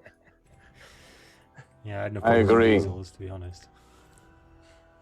I kind of rub my shoulder a bit. I'm like, yep, yeah, don't want to annoy any other wildlife, to be honest. So I'm gonna go over to the smaller box and see if this is the same. Looks to be the same deal. Another empty metal storage bin. Yeah. I slowly and softly as I can close the lid. I'm just like, never gonna get anywhere with this. Right, where to now then? Well, Brine seems to have found something over there. I've discovered an incredibly ingeniously disguised door. I'm not sure anyone else would have been, but it's fine because this is where these footprints are going through to. I don't mind leading the way, although if you want me to bring up the rear, that's fine as well. But it looks like this is where the little snotters who made that screaming sound are coming from. Where'd that screaming sound go, anyway? It seemed to disappear. When I went up the stairs, it started. When I came down the stairs, it mysteriously finished. I can only think that there is some kind of intrinsic pipe system that's piping the screams that are obviously coming from someone under extreme distress. Can I roll to see how plausible that seems to Morthwyl? You can try to make an insight check if you want. Sure. Well, it's not my best, but 9. Eh, Aye? could be. Yeah. I've heard possible. tell of such things. Well, I think we can all agree that the screaming sound is quite disturbing, and we know that someone's come down here recently. Waves That shakes her corpse, head. that corpse, he's been here less than a month, I reckon. I'm now over by the Waves corpse again. shakes I'm like, her. yeah, 3 or 4 weeks. Can we tell how old the footprints are? Obviously, they're in dust, so... More recent than a couple of weeks, but it's hard to say exactly how much. Okay. Oh. Could I... Is the longsword still on the corpse? Yes, and the longsword is in pretty good condition, actually. Excellent. I'm gonna take the longsword. Okay. Just nothing explodes, nothing attacks me. No, nothing attacks you. It's all good. Excellent. I'm just gonna be like, I mean, there's the 5 maggots burrowing into your face. No, I'm just kidding. Yeah, No, there's nothing on. Okay. at all. They can join the ones on the back. It's fine. I'm just like, well, I guess I'll take the sheath as well. I'm just like, I don't carry swords. I just like hook the sheath around, put the sword in it. Morthwyl Waves- looks back at Silvo and goes, there might be a few loose nails you can take while you're at it. It depends. You're the engineer. Are they worth money? Yeah. Yeah, they're kind of crappy, to be honest. Oh, that's not a no. Waves looks at Silvo carrying a sword, and he looks like a person who should not carry such a big sword. I whip the sword out and I'm just like, look, I'm a fighter now, and I immediately drop the sword. Like whip it out like like almost hit Waves. And she's trying to figure out, and so she says, Silvo.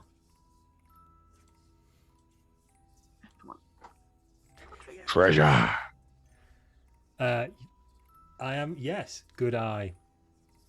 I just sink the sword back into its sheath. I miss a couple of times though. I'm just like, how do you do this? Cut belt to your trousers. Just, there's a nick in my trousers. There's a new hole in my coat. I'm like, I got it. It's okay. I get it.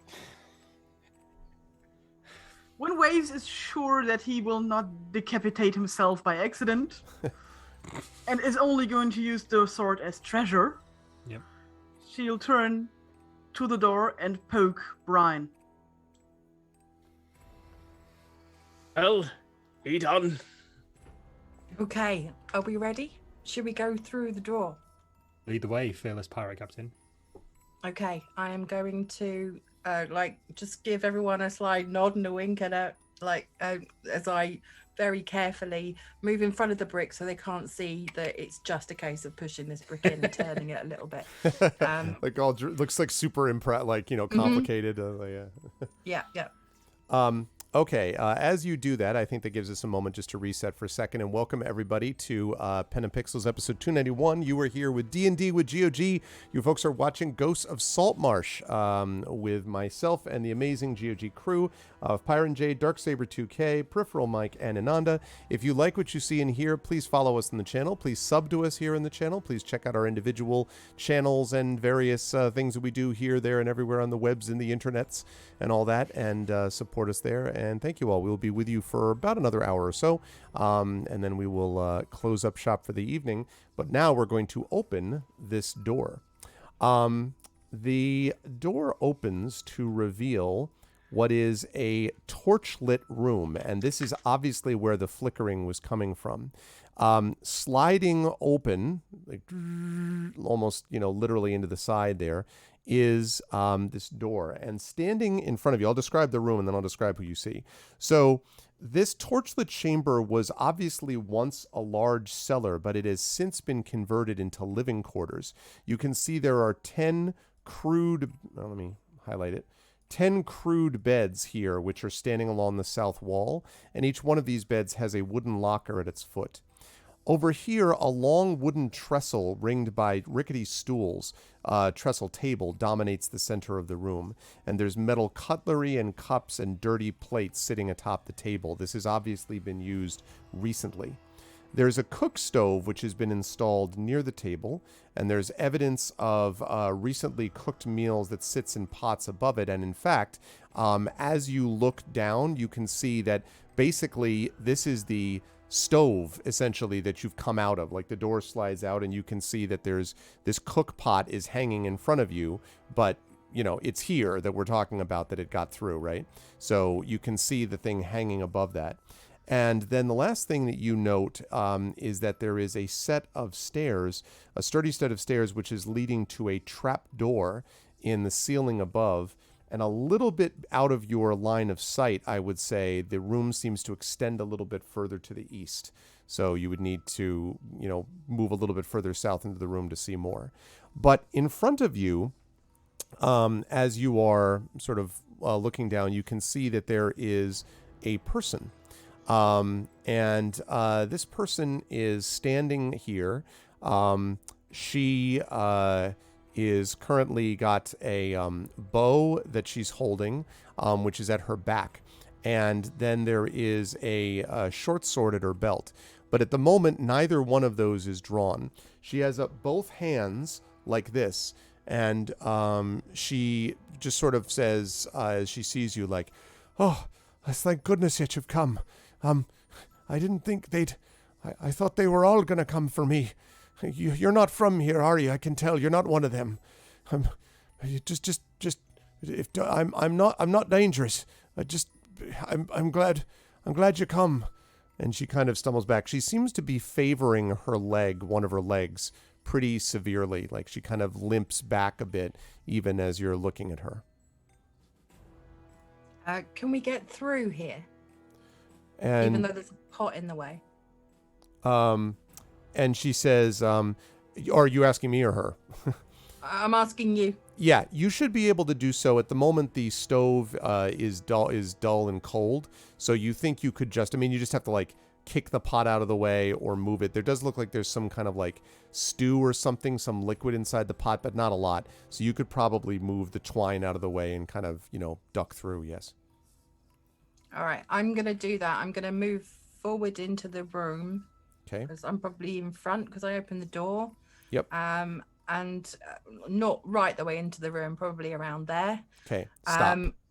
When you get there, from you're watching the person, and suddenly you see a sly smile appear on her face, and as that happens, you hear the sound of someone behind you. In fact, two people behind you. If I can just get to the damn things. There we go. All right. From behind you, one person leaps forward with he said as he went to find what the heck the thing was. Where are you? Give me a second. Okay, there we go. Okay. This guy jumps forward. He has got a longish beard, and he has a scimitar, Brine. Not unlike ones that you have seen on pirates like yourself in the past. And he is going to get in an attack on you because you are, not surprisingly, a little bit surprised by this reaction. Mm-hmm. Fortunately for you, well, let's see, he rolls it. Yeah, it doesn't matter. He rolls an advantage, but that's still pretty lousy. I assume a 10 is not going to hit you? Nope. Okay, so he misses you terribly because, apparently point blank range with surprise wasn't enough for him.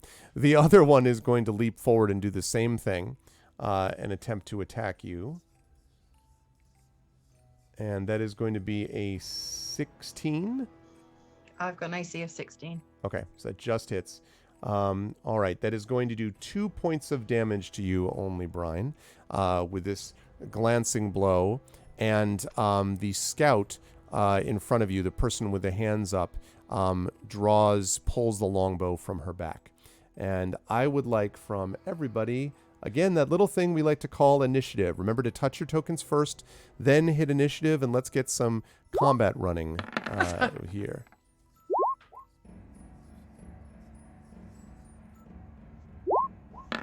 Okay. That he did actually hit. Yeah, I thought about that, but no, I think it's more that Brine almost half out of surprise avoids his attack in the first place. So that's basically, I think, what would happen there. Okay, so we've got Waves, who is probably happy not to be looking at maggots. So we've got Waves with a 19. We have got, let's see. We have got Brine with a 13. Alrighty. Okay. We have got Silvo with the 8. Silvo, too interested in the wine that Silvo has found, maybe. And Morthwyl with a 4. Morthwyl probably still wishing he could get his healing item to work.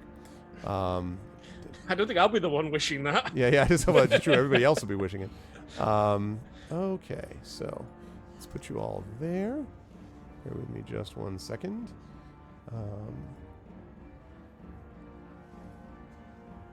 Okay. Brine, what is your dexterity again? I'm sorry. My dex is 14.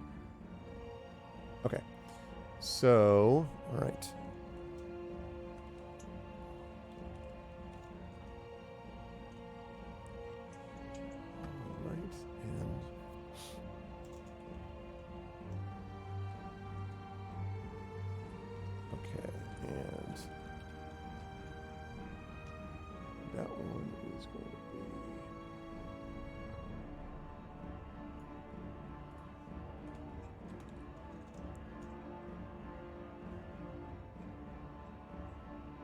Okay, cool. So let me see. I'm sorry. You said it was 13? 14. 14. Okay. All right. So it still works out that way. Okay. All right. First to act is going to be Waves. You are up. You have seen two people try to attack through the door here. You've seen two people try to attack Brine. Definitely not maggots.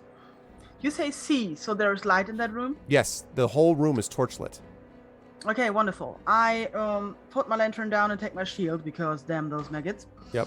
And yeah, get into the room between.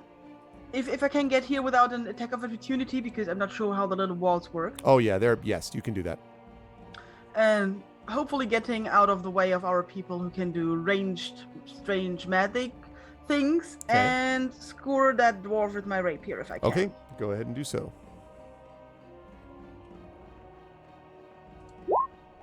18. 18 is going to hit, yes. These ones are dressed in leather armor, by the way. 24. Oh! No, wait a minute. Something is very wrong. No rapier did 24 points of damage. Yes, did an Should attack be roll. one. Wait, I might have clicked on the attack. That's right. Why is it not doing it? So now if you click on the word rapier, does that work? Oh, no, that doesn't work at all. We need to find out what this is. 1d8 plus 5 is the real one, so I'm just gonna put it in. All right, there we go. Yeah, I just was able to do that there. Okay, so 1d8 plus 5. So, Yes. and yeah, he's right. If Would you you like click me to? on, Would you like me to roll it? yeah, just because if you click it on what Mike just said, if you click on that rapier thing, then it fires up. Okay, 13. There you go. That I'll buy. Yes. Sorry, okay. I'm not sure why this didn't work this time. I Okay. might have just That's been okay. stupid.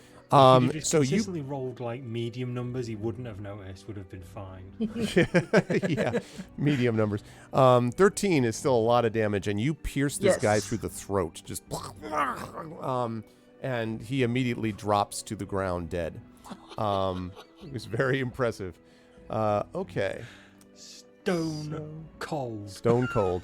All right. Is this going to turn into Reginald and the Bats? I just don't have as many facial expressions as you Come on. people do. Oh my god. Okay, good stuff out Lack of of facial expressions. good stuff out of Waves. That is going to lead us to Brine.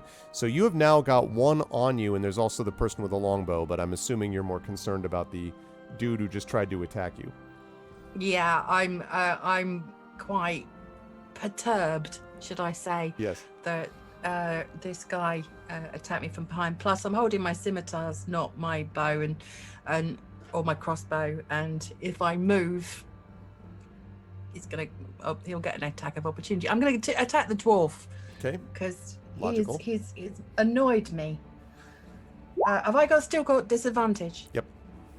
You do. Hopefully that will go away soon. Okay, so 12, 12 is just enough. This guy's wearing leather armor. Not the best quality either. and that attack has 7 slashing damage. Okay. So that definitely hurt. He's not dead, but that definitely hurt him as your scimitar slashes across his side. And he kind of grunts and holds his side. And I've you're got not a second attack. right. And with the disadvantage on that, that's 14 That will with still 9 hit. slashing. Boy, I'll tell you, the previous Adventures of Middle-earth crew I was playing with could have used some of these rolls. Okay. Well, they took all the inspiration, so I think it's only fair. That's probably true. Yeah, that's true. Okay, so 9 points of damage. Yeah, this you strike this one down. Okay. So As a bonus action, can I just turn and wink at waves crashing at rocks? Because we've just,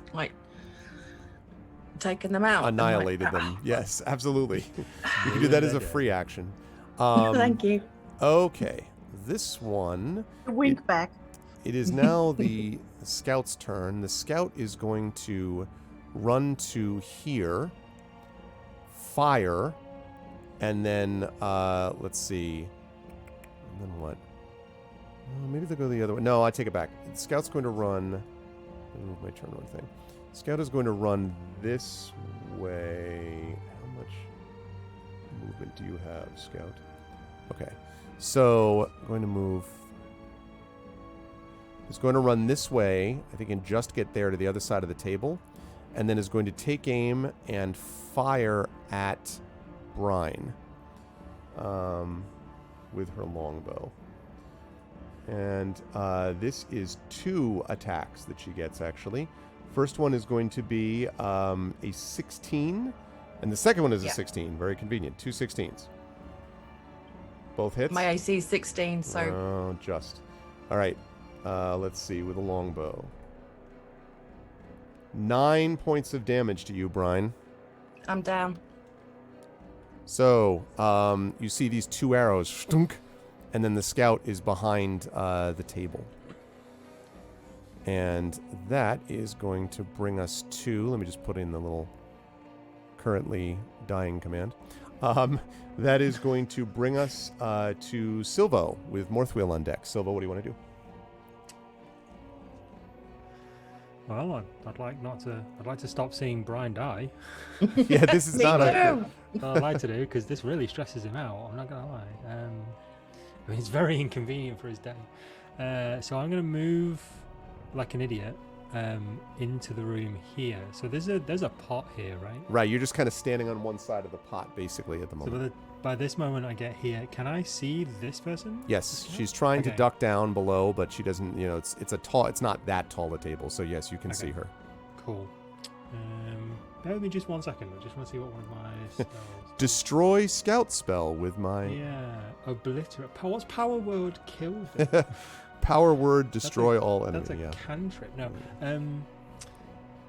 It's so what I would like to happen is basically I come in, thematically, I see Brine down, I gasp, I look at, there's an arrow sticking out Brine and only one person holding a bow.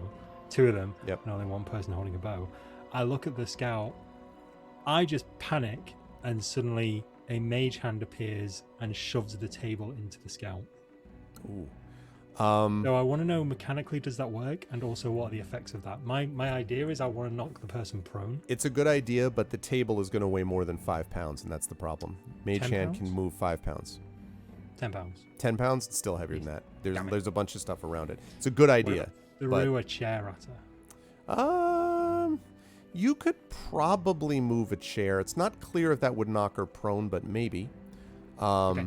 This is a reaction thing. Like, I'm not spending it, I'm not using it mechanically as a reaction, but this is Silvo's magic reacting to the current situation. Okay, so you are using it, though, in-game mechanically as an action, though, right? Yes, in-game mechanically as an action. This is going to be my mechanical action. Okay. But this is more a case of Silvo is reacting to the current situation rather than going, I want to cast this. Yeah, I got you.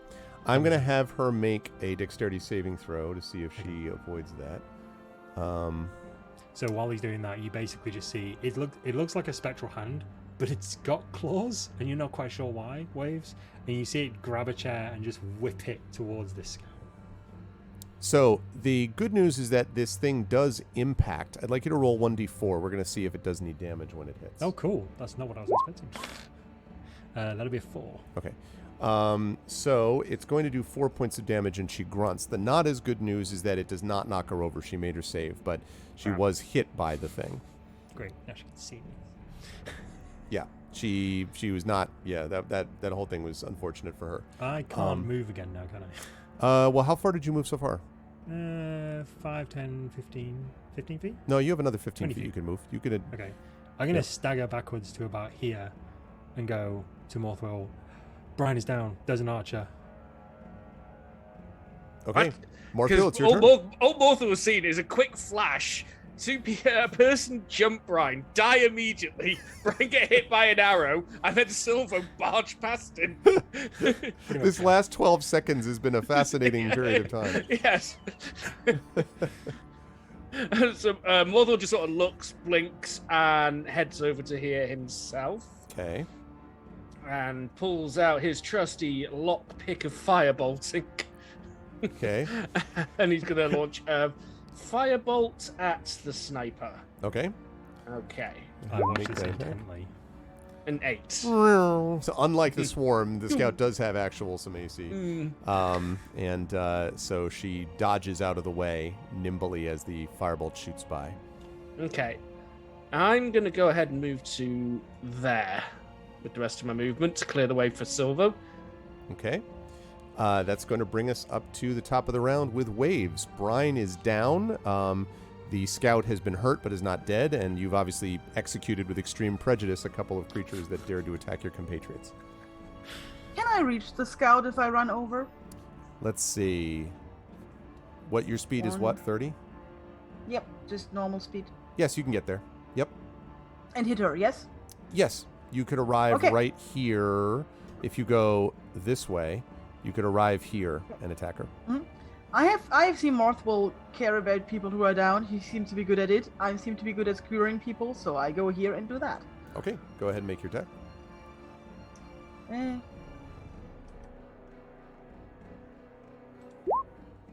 16. 16 will hit. 35 damage. And 6 damage. Okay, that definitely, the scout is definitely pretty hurt. Not dead, but that definitely got the scout's attention. The scout's like, "Arr!" as your rapier pierces through dramatically. Have you missed Waves in this game? Like, do you ever miss anybody when you attack? I feel like you never miss. That's the secret. No, but why should I? There's no good reason. There's no good reason to miss.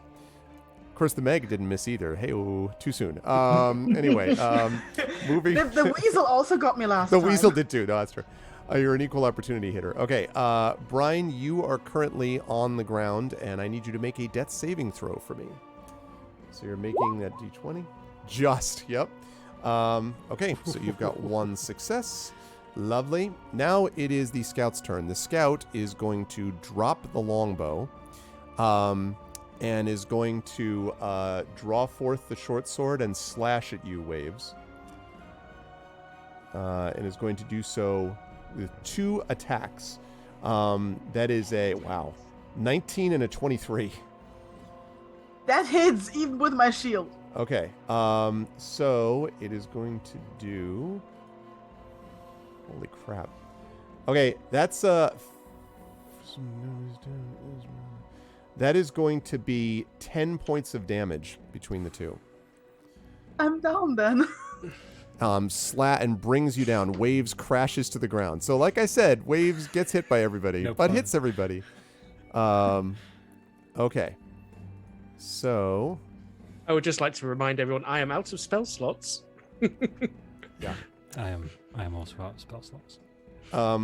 Okay, having done that, having dropped you to the ground, the scout is then going to go up here, picks up her longbow, and is going to run up to this trap door and basically like fiddles with it as if she's working to get it open, which only Morthwyl can see because everyone else is unconscious except for Silvo, who's out of the room. That leads us to Silvo. Silvo, you've heard several grunts, and you see Brine is still on the ground. Okay. You were up and Morthwyl's on deck. Cool. I've spent this moment panicking and also loading my crossbow, so I'm going to move back into the room here. Okay. Can I see the scout from here? Yes, just. The scout is at the top near the... Well, not just. Is up on the stairs up near the trap door. Seems to be working with something. So yes. Okay, cool. So I'm going to lean against the wall to give myself a little bit more stability as I aim, and I'm going to shoot a bolt at them. Fire away. Right crossbow. Pew, 15. Will hit. Will hit. Thunks them for 10 points of damage. Wow. So she's trying to... That is max damage, everyone. And the scout just tumbles down the stairs and lies dead. Just as the combat music was coming to an end of its current loop. All right. So we are not out of initiative yet, though, even though I'm turning up the other, because the reason we're not out of initiative is because you still have 2 dying people. So Morthwyl is up next. You can move somewhere if you want, Silvo, because I think you only moved in like 10 feet. Yes. Well, I was just going to move out of the way of the pot so that I could basically tend to Brine. Okay, sounds good. Morthwyl, that means you're running in on your turn, if I understand this correctly? Well, I've got a speed of 25, so by my reckoning, I can make it there 5, with 10, a move. 15, 20. Yes. Okay, yeah, and I'm assisting Waves. Okay, go ahead and make a medicine check here to stabilize Waves. Okay, it's just a flat 20 for me. 10. 10, good. Stabilized. Waves is out of danger. That brings us up to the top. Waves is out of danger, so don't worry about her. That brings us, still unconscious though. That brings us to Brine, who is not currently out of danger. So Brine, I'm going to need you to make another death saving throw for me, please. 15. 2 successes. Okay, that's fine. And now, Silvo, you can go. So now you can attempt to stabilize. Yep. Medicine check. It's a 7. Not so much. You're like, oh, carry the 1, do the thing, but you can see that she is not yet. Like, I know basic anatomy. I don't know really how to heal it. I know these wooden things shouldn't be sticking out of you. Exactly. So that doesn't work out, unfortunately, Silvo. I can't stop that bleeding. So, Morthwyl, you hear that, basically. And so... so I should be able to get over to there with my move. And yeah, you can get there. I will do the same again. Unfortunately, I don't have a lovely needle of healing for everybody, so I'm just sort of poking with my lockpick, going, "Come on, do something." That succeeds. So you are able to do. You're able to do so. Now we are out of initiative. Both of your compatriots are out of danger, albeit unconscious.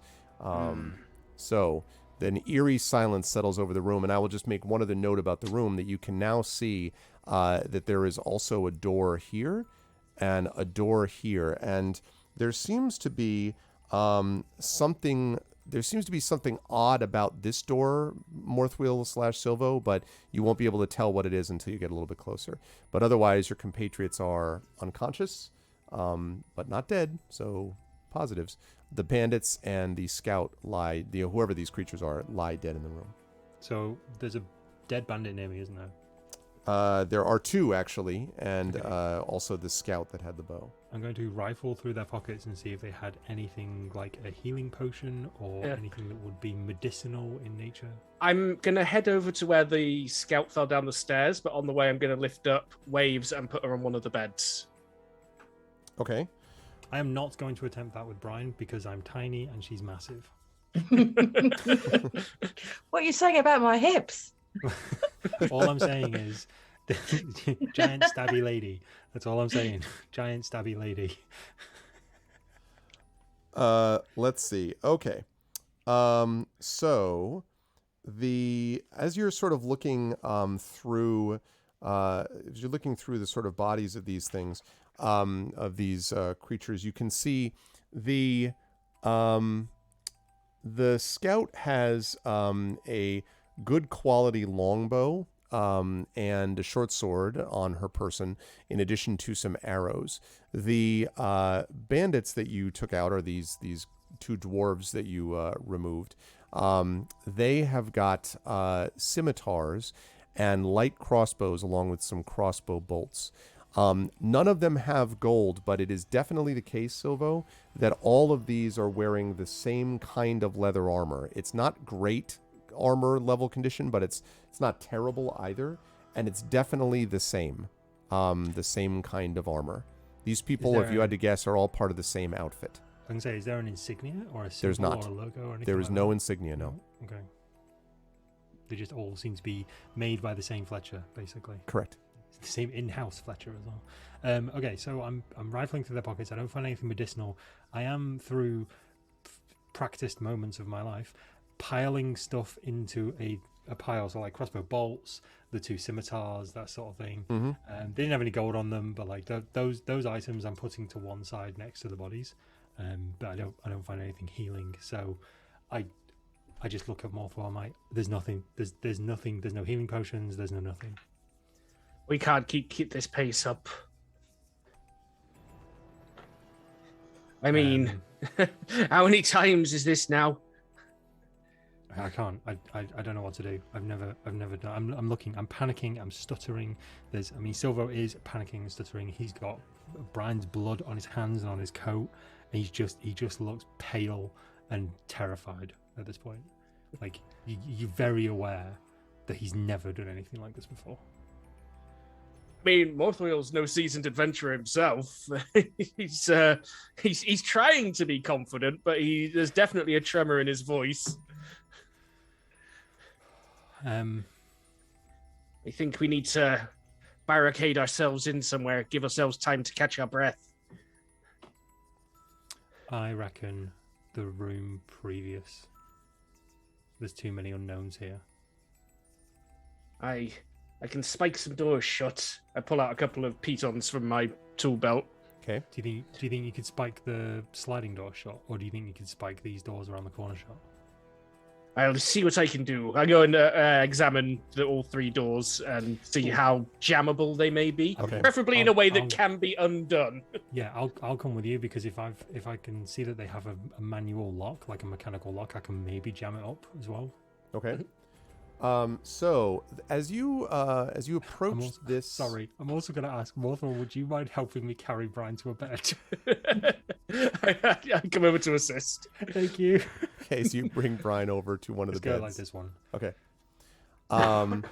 So when you get over to this area here, the door to your left, which is to the north, this one up here, seems normal, but the one ahead here has a wooden bar across it, which is held in brackets on the frame and the door itself. And on the door, scrawled in chalk in the common tongue, you see the word danger in all caps. We should not go through that door. I think that's the don't- smartest idea we've had since we got here. Don't dead open inside. Nice. That's exactly what I'm imagining right now. Okay, so this door, the north door, does this have brackets for a barricade? No. Does this Looks have a just lock? Totally normal. It does, but it may not be locked. You're not sure yet. You'd have to Okay. try it to see. I'll kind of motion Morthwyl over. Morthwyl, can you lock this? I can try. I do have proficiency with lock-picking tools. I assume you can... Oh, thieves' tools, rather. I assume you can use them in reverse to lock things. I've never tried that. Oh, well, I've got proficiency in thieves' tools as well, so I didn't know. I didn't know if you were gonna like use some sort of, if you use like your thing that you just mentioned, your piton to like jam it shut. Yes. Well, we can lock it and jam it shut. Okay, you jam, Yes. I'll lock. Right. Good plan. I was about to say, from the outside though, you're like, damn it, I didn't mean to. Are you jamming and locking the door on this side, or are you going through to see what's on the other side and locking it from there? No. Okay, Well, I'm gonna I'm not. listen at the door. Sure, see make a if I perception hear, check. Like, if anyone's like, "God damn it, where did that scout go?" Yeah, okay. Well, I thought I heard something, sort of thing. Perception check. Perception. Nope. But why do I keep wanting to press persuasion? Persuade the door. Tell me your secrets. 11. You do not hear anything in there. It's completely silent. I have no way of knowing. What's have you tried looking through the lockpick? I hear that's a good trick. Looking through the lockpick. I'm Sorry, not a magic. I'm not an artificer. The keyhole. Oh, This little right, needle. Yeah, that's a good show actually. Yeah, I'll have a peek through the keyhole, see if I can see anything. This is where the trap just blinds me. Yeah, exactly. You were immediately that happened to someone in a camp. I know, it You were happened there to for that, Sarge. right? Yeah, Yeah. that's right. So, Acid in his face. when you look inside this, actually, you can see just barely what looks like there might be a bed. That's pretty much all you can see, but it does not. You don't see anyone in the room though, or anything. Realistically, no, I'm not even going to try it. I'm good at sneaking around with sleight of hand. I was going to say, realistically, could I quietly open the door, poke my head in stealthily, and then leave? You and could then try. shut I the mean, you door? could certainly try to do that. They may see I you think when you do that's a these things if dumb there is idea. someone there, but you don't see I anybody think there at the that's a moment. dumb idea in this current situation. When at least 50%, we have 50% more fighters. Yes, I'll definitely do that. But I could always give you some guidance on how to be better at it.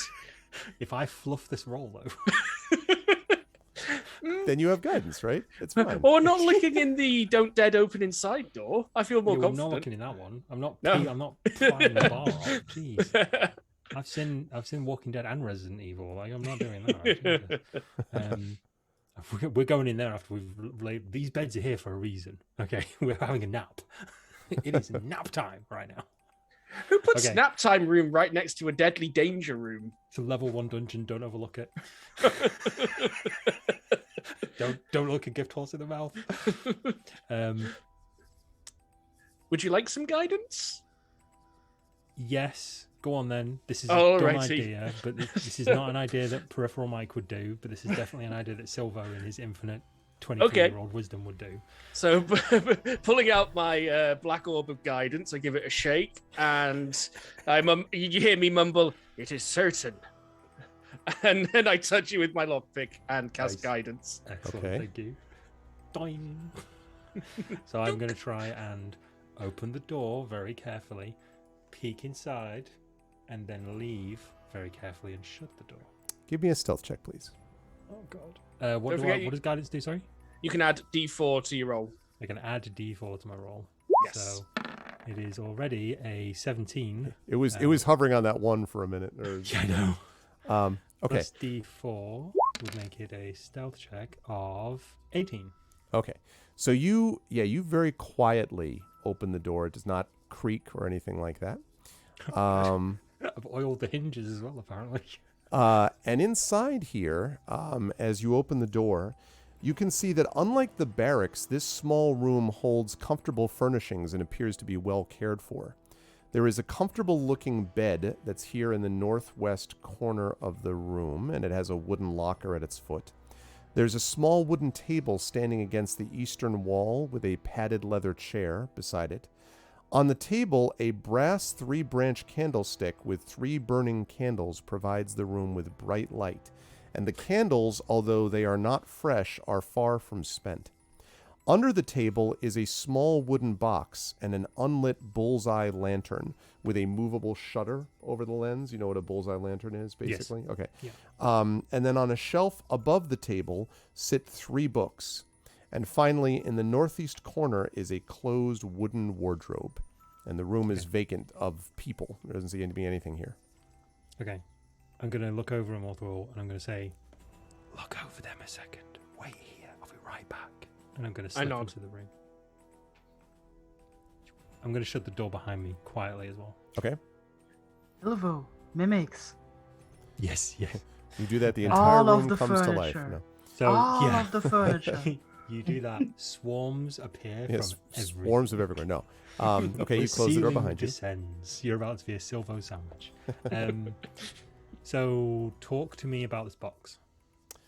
So that is so we're talking about there's 2 things. There's the foot locker, which is at the foot of the bed, and then there's a small wooden box under the table. So Oh, I see. Okay. So and this is a chair to my right. correct, Right? nice leather Okay. chair. And then Nice you got a leather chair. wardrobe up here to the northeast, which is closed. Okay. So I'm going to And then the table with the go- books above it on a shelf.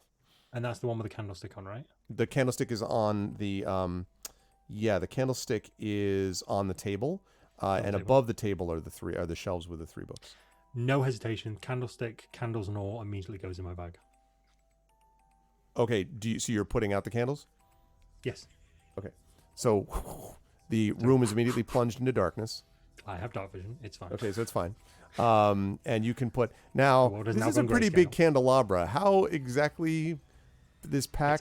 It's like a medium to large messenger bag.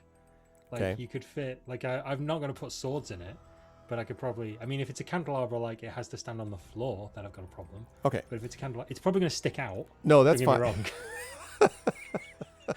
Okay. I just rock out. I'm just like, nope, nothing at all.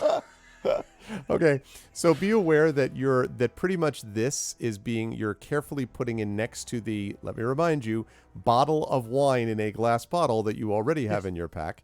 So you're able to put it next to that. Yeah, But I'm good at reorganizing stuff. okay, sounds good. All right, so all right, you do that. Candelabra out of the pack.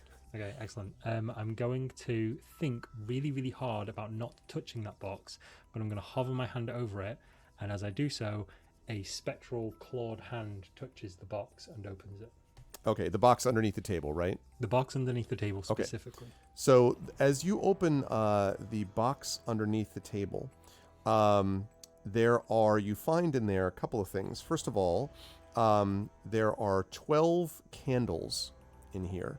Okay. There is flint and steel, and there is also a piece of parchment in there, which has what looks to be a set of instructions.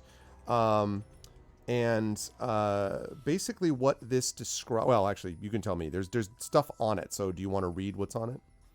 Yes. Well, I'll give it a quick glance. Okay, I'm not so... gonna, if it's like a manifesto, I'm not No, gonna sit it's here not for that. 3 hours reading it. But what looks like, what this seems here, is there are, as you're sort of looking at this, you can see 3 lines, and it says long, short, short, short, and then says colon, is it safe? Then the second line down, short, long, colon, everything safe. And last, the words, third line down, last the words, long, long, long, colon, ready to unload, come to the ship.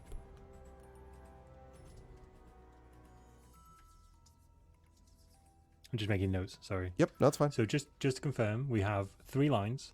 So we have long, short, short, short, is it safe? Yep. Short, long, everything's safe. Yep. Long, long, long, unload, come to ship. Yep. Ready to unload, come to ship. Exactly.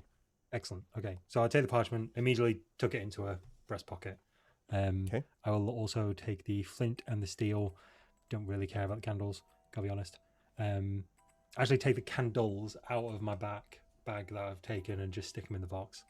Is there anything else in the box? There is, they're right next to, there's nothing in the box.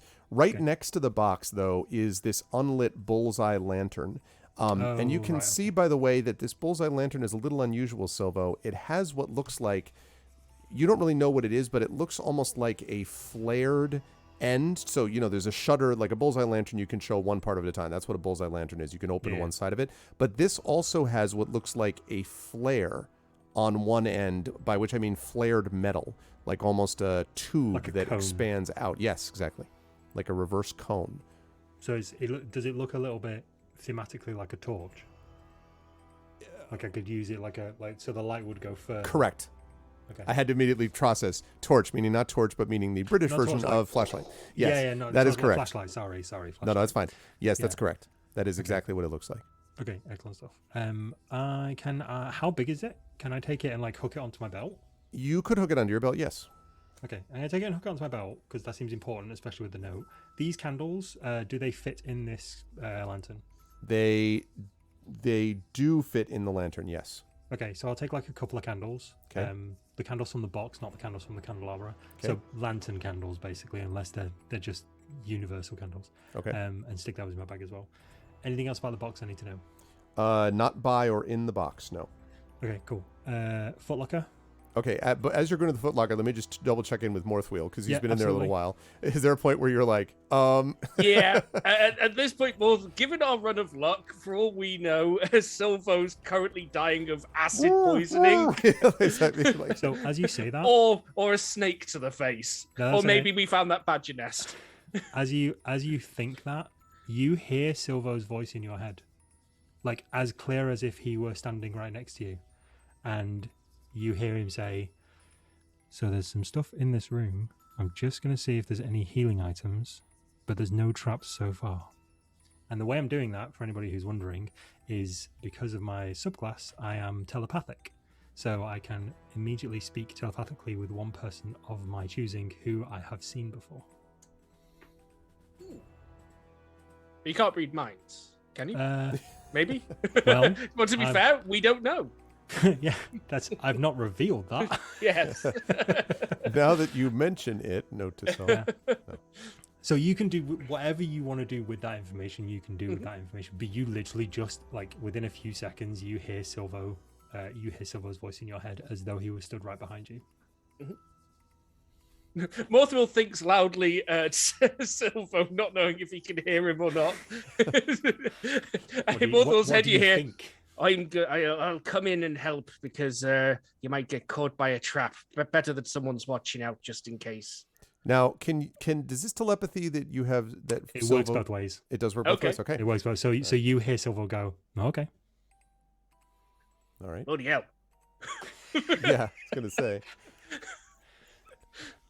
Of course, the When do we unconscious wake people don't up? hear this, so Yeah, the unconscious people When don't hear you this. can't That's the wake one up that- yet. This has just happened within the last, it's only been a couple of minutes, so not yet. So Morthwyl's going to That's why I didn't ask you folks what you were doing. You're lying, being So- unconscious at the moment, unfortunately. So there was a lantern and some candles and stuff in that little box under the table. Right. There's a wardrobe. No, I'm saying this to Morthwyl. Oh, sorry. There's a wardrobe and a footlocker. I was gonna open the footlocker safely, just in case, because we haven't had the greatest luck. Do you want to take the wardrobe or do you want to take the footlocker? I'll have a look at the wardrobe, I think. Right. Cool. I'll wait until Morthwyl passes me before doing the mage hand opening box trick, which takes me a couple of seconds. I gotta be honest. Okay. So you're dealing with the wardrobe, Morthwyl? Yes. Check it for traps before I touch the thing. Go ahead and make an investigation check for me, please. It's up at the right side of the room, the northeast corner. Yeah, cool. There we go. Right. I Just swear, if this explodes with bees, I'm going to be very miffed. Giant bees. Yep, that's why I sent you. Man. Perfectly safe, Morthwyl. Perfectly safe. Yeah. Okay, so I 100% try the door, see if it opens. Okay. So when you open up the when you open this thing up, there is inside it a fancy floor-length oilskin coat. It is trimmed in iridescent green silk. It is very nice. It's also way nicer than the creatures you've dealt with so far. You do the Silvo go, ooh, fancy. Yes. What size person would it fit? Someone taller than you. It would be it'd be human level. Also, just Silvo, do me a favor and make an investigation check for me. I missed something before. Morthwyl. So you see that inside. It's just hanging in the wardrobe right now. 19. Mm-hmm. Okay, I'll come back to that in a minute. Just the waterproof? I don't know. The trench coat. Oh, yeah, the very fancy trench coat. Yeah. You notice as you're looking at it that there are numerous pockets in it, although they do seem to be empty. You'd have to look more touch it and move around with it, but you can see even from here a couple pockets in the sleeves. I'll start patting down the coat. Okay. As you're doing that, Silvo, underneath the table when you were looking there was what looks like kind of a compartment. A secret compartment. Like in the floor? In the underside of the table. Oh, right, okay. Because you had mentioned that before, and I I'll shimmy back over and have a look at it. Okay. It's fairly decent size, actually. And you were able to, it looks like there's one spot where you could if you wish to try to open it, looks like there's a spot where you could basically pull two parts of what look like the beams underneath the table holding it up, but they're actually part of this kind of cleverly concealed container. So you could try to open that if you wish doing that. Yeah, absolutely. I'm just it's either gold or healing potions. I'll take either right now. So I'll just pry it open and try and catch it with my elbow. Neither gold nor healing potions, but a large leather-bound book drop into your arms. Dunk. Ooh. Okay. Is it sealed? No. Is it just a normal book? Okay. I mean, it's leather-bound. Yeah. Flick to the first page. What is it? It looks like a bunch of arcane writing, if you had to guess, Silvo. Probably spells of some kind. Okay, that's definitely going in my pack. That is. Now we're going to talk about room in a pack. Yeah. You currently have a bottle of wine, a candelabra, and a large book is not going to fit in with those things. I should have mentioned, Morthwyl, when you came in at the top of the candelabra is just above the, just sticking out of my pack. Okay, I'm going to take the candelabra out and I'm going to put the book in. Is there a way of positioning the book in with the wine bottle so that the wine bottle won't smash? Yes, I think so. Yeah, because it's leather bound, so I'm assuming it's going to be reasonably soft impact. I'm also assuming that having carried a messenger bag with a wine bottle and books in before, I know that you can position them in such a way that makes you sound like such a drunk academic. You can position them in such a way so it kind of cushions the blow. So I'll do that, but I'll take the candelabra out, but I'm keeping the candelabra in my hand. Okay. And I look over at Morthwyl. Does Morthwyl look over at this point? If you make some noise, I will look over my shoulder because I probably assume I hear you rearranging stuff. Yeah, so I'm rearranging stuff. You hear the book fall out, and I'm just ooh, that'll be interesting later on. And then you see me ruffle around in this gold candelabra. I'm just salvage rights. Well, we did have first dibs. And now I'm going to shuffle back over to this footlocker and hopefully find something that will help my unconscious friends that isn't plated in gold. But I'll also accept that for you. Okay. The bad news is you're all going to die. The good news is I found some neat stuff. Yeah, I mean, to be honest, like at this point, I've known you guys for like 3 hours. So, like right now, like it's shiny, it's mine, and then I can, if the need arises, potentially cut my losses and run. So the footlocker is open, and it's unlocked, I should say. And Yep. so when you open it, what you find inside are what look like spare sheets. There's like a bunch of spare sheets for the bed. Is there anything underneath the sheets? Does not appear to be. So just bedding. Yes. Okay, cool. Well, unless I'm gonna pantomime as a ghost. Actually, are there any holes in these sheets? No. Okay. Well, the ghosts could have been made up. Who knows? I just had this image of this dark brown cloth ghost that, but anyway. Combined with my screaming rock. Yeah, exactly. Hey, we've had worse plans. I think we've just solved a point and click puzzle. Yes, pretty much. Yeah, I've played that. I've played that Discord game. Okay. Well, I don't think there's anything else that I can find in here. I move here and look at Morthwyl. What Morthwyl's doing? Who is continuing to pat down the trench coat? Nothing in those Nothing. pockets. Nope. They're all empty. Bugger all in here except the coat itself. Bit big for me, but might fetch a pretty penny if we can carry it out afterwards. Aye. Like you said, salvage rights. I mean, it does have an awful lot of pockets that would be shame to go to waste, but whatever. Yeah, I'm starting to think the salvage is coming at a bit of a high price at this point, mind. Oh, I don't know what you're talking about, he says, tapping the candelabra on his shoulder.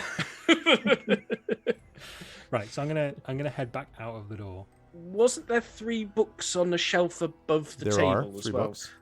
So Yes. noticing that they're still there, Morthwyl's gonna go and have a look at those.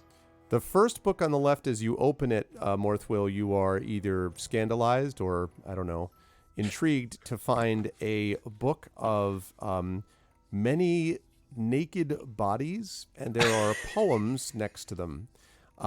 Something about flowers that open and the forbidden fruit, and basically a lot of erotic poetry.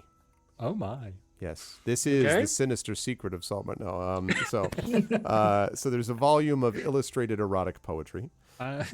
Fiction already. Yeah, there is. The second thing has looks to be like some kind of naval almanac. It looks like there's tide times for the area of coast around Saltmarsh. Quite detailed, actually, Morthwyl, about when tide rises and falls.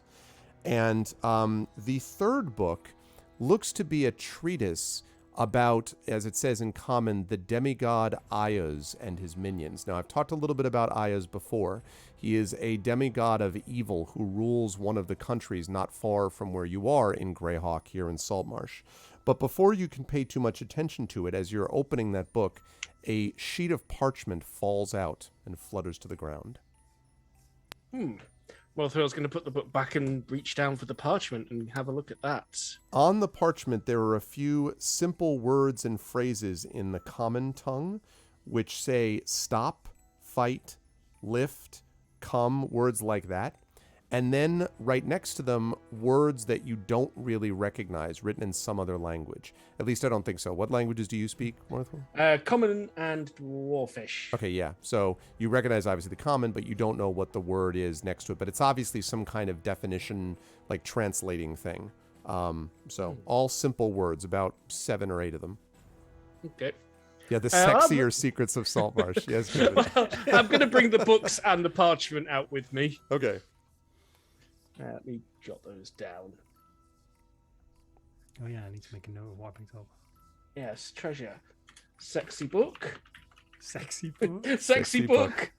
Tide book. Tide book. Evil God book. Evil God book. Dictionary page sheet. Some sort of instructions. Oh, would it be it'd be a. I do want to note something with Brine, and then to let something about just remind everybody about the party. First of all, Brine, you'll be happy to know that when you recover, you will no longer be frightened. I'm sure you're glad to hear that. Your fear will have been gone. But having said that, I do want to remind the party also that if you do nothing over the course of an hour or so, you will the wounds will heal enough basically for someone to gain a hit point back. If you do nothing at all over the course of, I think it's actually 4 hours for a short rest. So you could do that, or if you decide to take a short rest, then you can start using hit dice to restore hit points and so forth. So you could do that too, but I wanted to let you know that because we're going to be wrapping here pretty soon. So yeah, I mean, table talk, I was looking for ways that we might be able to safely do a long rest. Yeah, oh yeah, I don't mean know. that's cool too, but like Yeah, but we obviously... could so table talk a second. We could carry the other two into this room and barricade this door. Does this door open into the room or out of the room? the door opens inward into the room. Inwards. Okay, we could barricade this room, and then set ourselves up for a long rest. That's what I was thinking along those lines. Yeah. It's a small room. We have plenty of furniture to pile in front of it. Yeah. Be aware if you do a long rest, though. Just be aware of the fact that if you do a long rest, that is going to be about 8 hours, and you may already have. I mean, like as you said, you made a lot of noise, and these guys tried to ambush you. So I'm just letting you know that other things are not going to be static while you do the long rest. Yeah. Yeah. It's. Yeah. Think of every Infinity Engine game ever. Your sleep has been interrupted. Think of that. Yeah. On the other hand, the next fight is definitely. Oh no, I'm not saying go just forge forward. I'm, you have to rest somehow. I'm just, So maybe we should take a short rest. Short rest. Yeah. I'm in favor of a short rest as soon as I'm awake again. I gotta be honest, a short rest probably isn't gonna do much for me, as far as I'm aware. I don't get any spells back on a short rest, do I? No. So It's mainly for the injured parties rather than ourselves. That yeah. would be. Well, I was thinking, I could stand guard. I could keep watch just in case anyone. I mean, it's still 4 hours. That's still a long time. No, short rest is not that long. Short rest is an hour. Oh, is it an hour? Oh, okay. Yeah, Well, I'm just saying if you didn't do anything to them, they would recover a hit point in 4 hours. But otherwise, they can use hit dice and stuff. Okay, then yeah, we'll bring them in this room, barricade this room shut, and then we can get a good hour's worth of kip. Okay, What that what you and I Morthwyl think are doing? it's needed at this point. Okay, awesome. Okay. Just I as we're show moving- Silvo the parchment and go, do these words mean anything to you? Not the common ones. I speak common. Yeah, what do you speak, Silvo? Well, that depends what they're written in. So I speak common. Where's my languages? I speak common, Elvish, and deep speech. Nope, this is not any of those things. Excellent. Another mystery then. All right, so you bring everybody in so everyone can move their tokens into that room. Yes. Morthwyl's going to plonk himself in the leather chair. Okay. Otherwise, someone gets the table, someone gets the bed, I assume. I'm just going to sit in the corner. Like there's a very practiced motion where I just I bundle myself up into like a cross-legged position, like I'm wrapping my coat around me. Okay. Like you've definitely seen homeless people do this in shelters. Like, Yeah. Morthwyl's got his light crossbow out loaded, pointed right at the door. Okay. I'm going to ask during this rest time, I'm going to let everyone know, in case people are curious, the way this works is you can spend hit dice now. Because you're level 1, everybody has 1 hit dice, and you start with your healing from 0. So Waves and Brine, you each can roll your hit die. Now, your hit die is whatever you used for your hit dice. I think for a Paladin, it's probably 1d8 or 1d10 or something to determine your hit points, the die that you rolled. And Brine, it would be the same for you. I don't know if it's a 1d8 or a 1d10. Whatever you rolled for your hit points initially.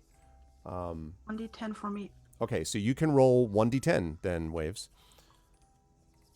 Honestly, I can't remember whether it was a D8 or a D10. Wow, Waves had a hell of a rest. Okay, I'll come back to you in a Does it second, use Brine. a con modifier as well? Yes, you or have do. I got That's the right. power? So 10 plus my plus your con con modifier. modifier. I do have some con somewhere. Yes. So I'm fully healed. This was fine. I'm okay. You're fine. You're just totally back to normal, though your hit dice are gone just now. regenerate. Yeah, just yeah. Bird suddenly All but your leg, which turns into a maggot. No, I'm just kidding.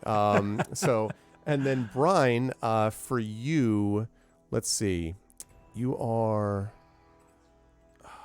let's see, She's because also you're a 1d10 fighter. because she's A fighter is probably, I don't know if a fighter is 1d8 or 1d10. I'm pretty sure it's 1d10. It's probably 1d10. I know Barbarian is 1d12, but Yes. Oh, yes, it is. as you know all too Miss well. those 3-digit hit points. Yeah. Okay. 1d10 A for fighter has hit dice of 1d10. Yes. So Brian, you also are going to do 1d10 plus add your con. Plus to my it. con modifier.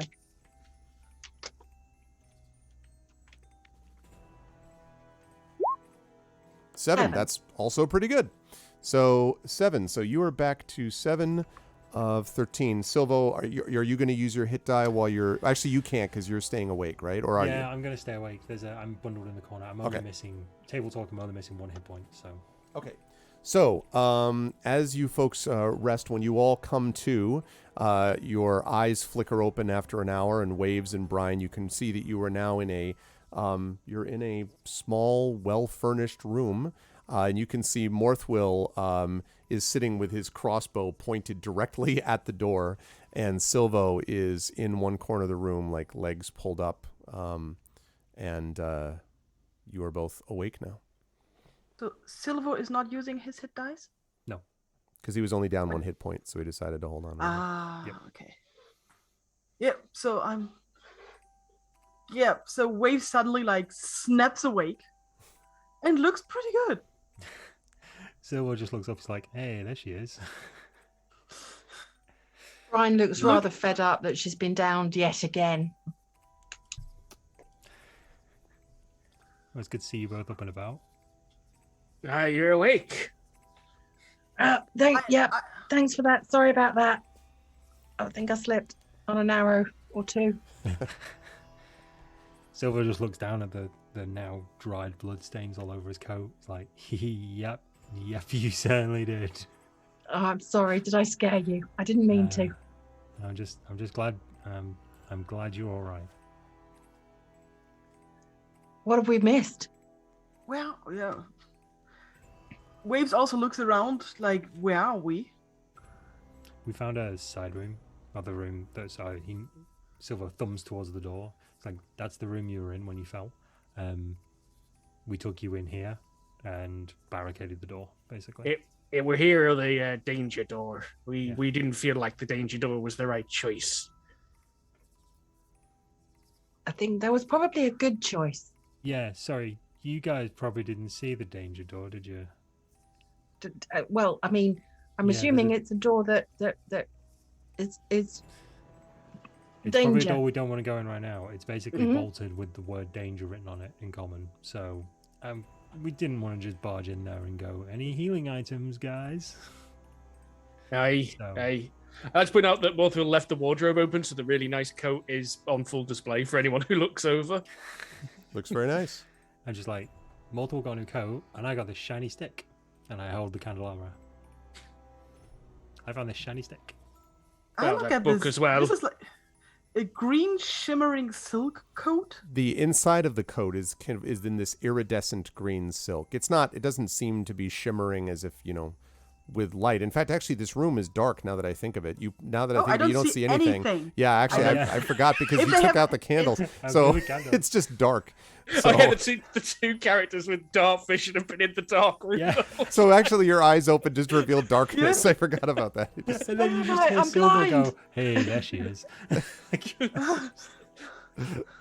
Yeah, exactly. Waves, you're like, well, the grub reached my eye. I can no longer see. Yeah, it. it's all over. Nobody collected my lantern that I left in the other room when I dropped it to take out my shield. That didn't do me any good. Yeah, that's true. You would Morthwyl or Silvo have brought the lantern in here? It didn't occur to me to. No. Okay, so then it's just in there. I was Okay. in too much of a panic state trying to save Brian, so no. I was very like, Well, then, Waves, you hear rather than see them talking to you. Hi. Just trying to listen to where they are. There is, and I will say, there is a little bit of light just flickering below the door of this room, so it's not utterly pitch dark. Morthwyl pulls a little. Oh yeah, okay. I was going to do a fancier thing. No, yours is more practical. No. If it's fancy, if it's fancy, by all means. I pull out a little rock, scratch at it with my lockpick, and produce a little 5-foot radius of light. Don't make it scream again. Glowing rock then. I have a glowing rock to go with the screaming rock. Hey, how you doing? I have a collection. Don't mix those up, okay? A rock for every occasion. You hear Waves making all the "Hey, how you doing?" sounds. Ah, you're awake. You're feeling better. You had us worried there. Feeling a little better. Thank you so much for looking after us. Yeah, I think, I need to avoid sharp objects. I think that, I'm going to try and avoid sharp objects from now on. I mean, At the mention of sharp objects, I look around for my sharp object. I've got to be honest. I think Still when on we're you. done with this house, it kind of needs to accidentally, deliberately burn to the ground. Yeah, screw this house and everyone in it. Apart from us, obviously. I mean, we're cool. But absolutely screw this entire house. This It's house just wants not us dead. safe. It's definitely not up to code. I mean, what if a child wandered into here? Silvo Well, makes no mention. I think that that's possibly why they sent us here. I can understand why they were a little bit worried about this place now. I'm starting to think vampire rats would have been the better option. I'm starting to think vampire rats might have just been those giant weasels, you know, and Silvo just rubs his shoulder again. Do I hear anything outside? Make a perception check for me, please, Silvo. Nope, that's persuasion. Stop persuading things. 12. Can I persuade you to make that higher? Yeah. No, you do, in fact, hear something. And you're not the only one, because what you hear is from outside, you hear... and as you kind of lean closer, you can hear that it sounds... I don't care what you're saying, I'm telling you. This magic mouth went off, the screaming, we heard it from upstairs. There's got to be someone here, someplace, and you can see for yourself they're dead as stones. And then, I don't want to hear your excuses. Find them then, no matter what it takes. All right, I'll take some of the lads then. But as we go through this place, you better be sure you're careful. Whoever these things are, they've done some damage to our people. Those people were idiots. Find them. And when you find them, bring them to me. All right. As you wish, Lord Sabalet.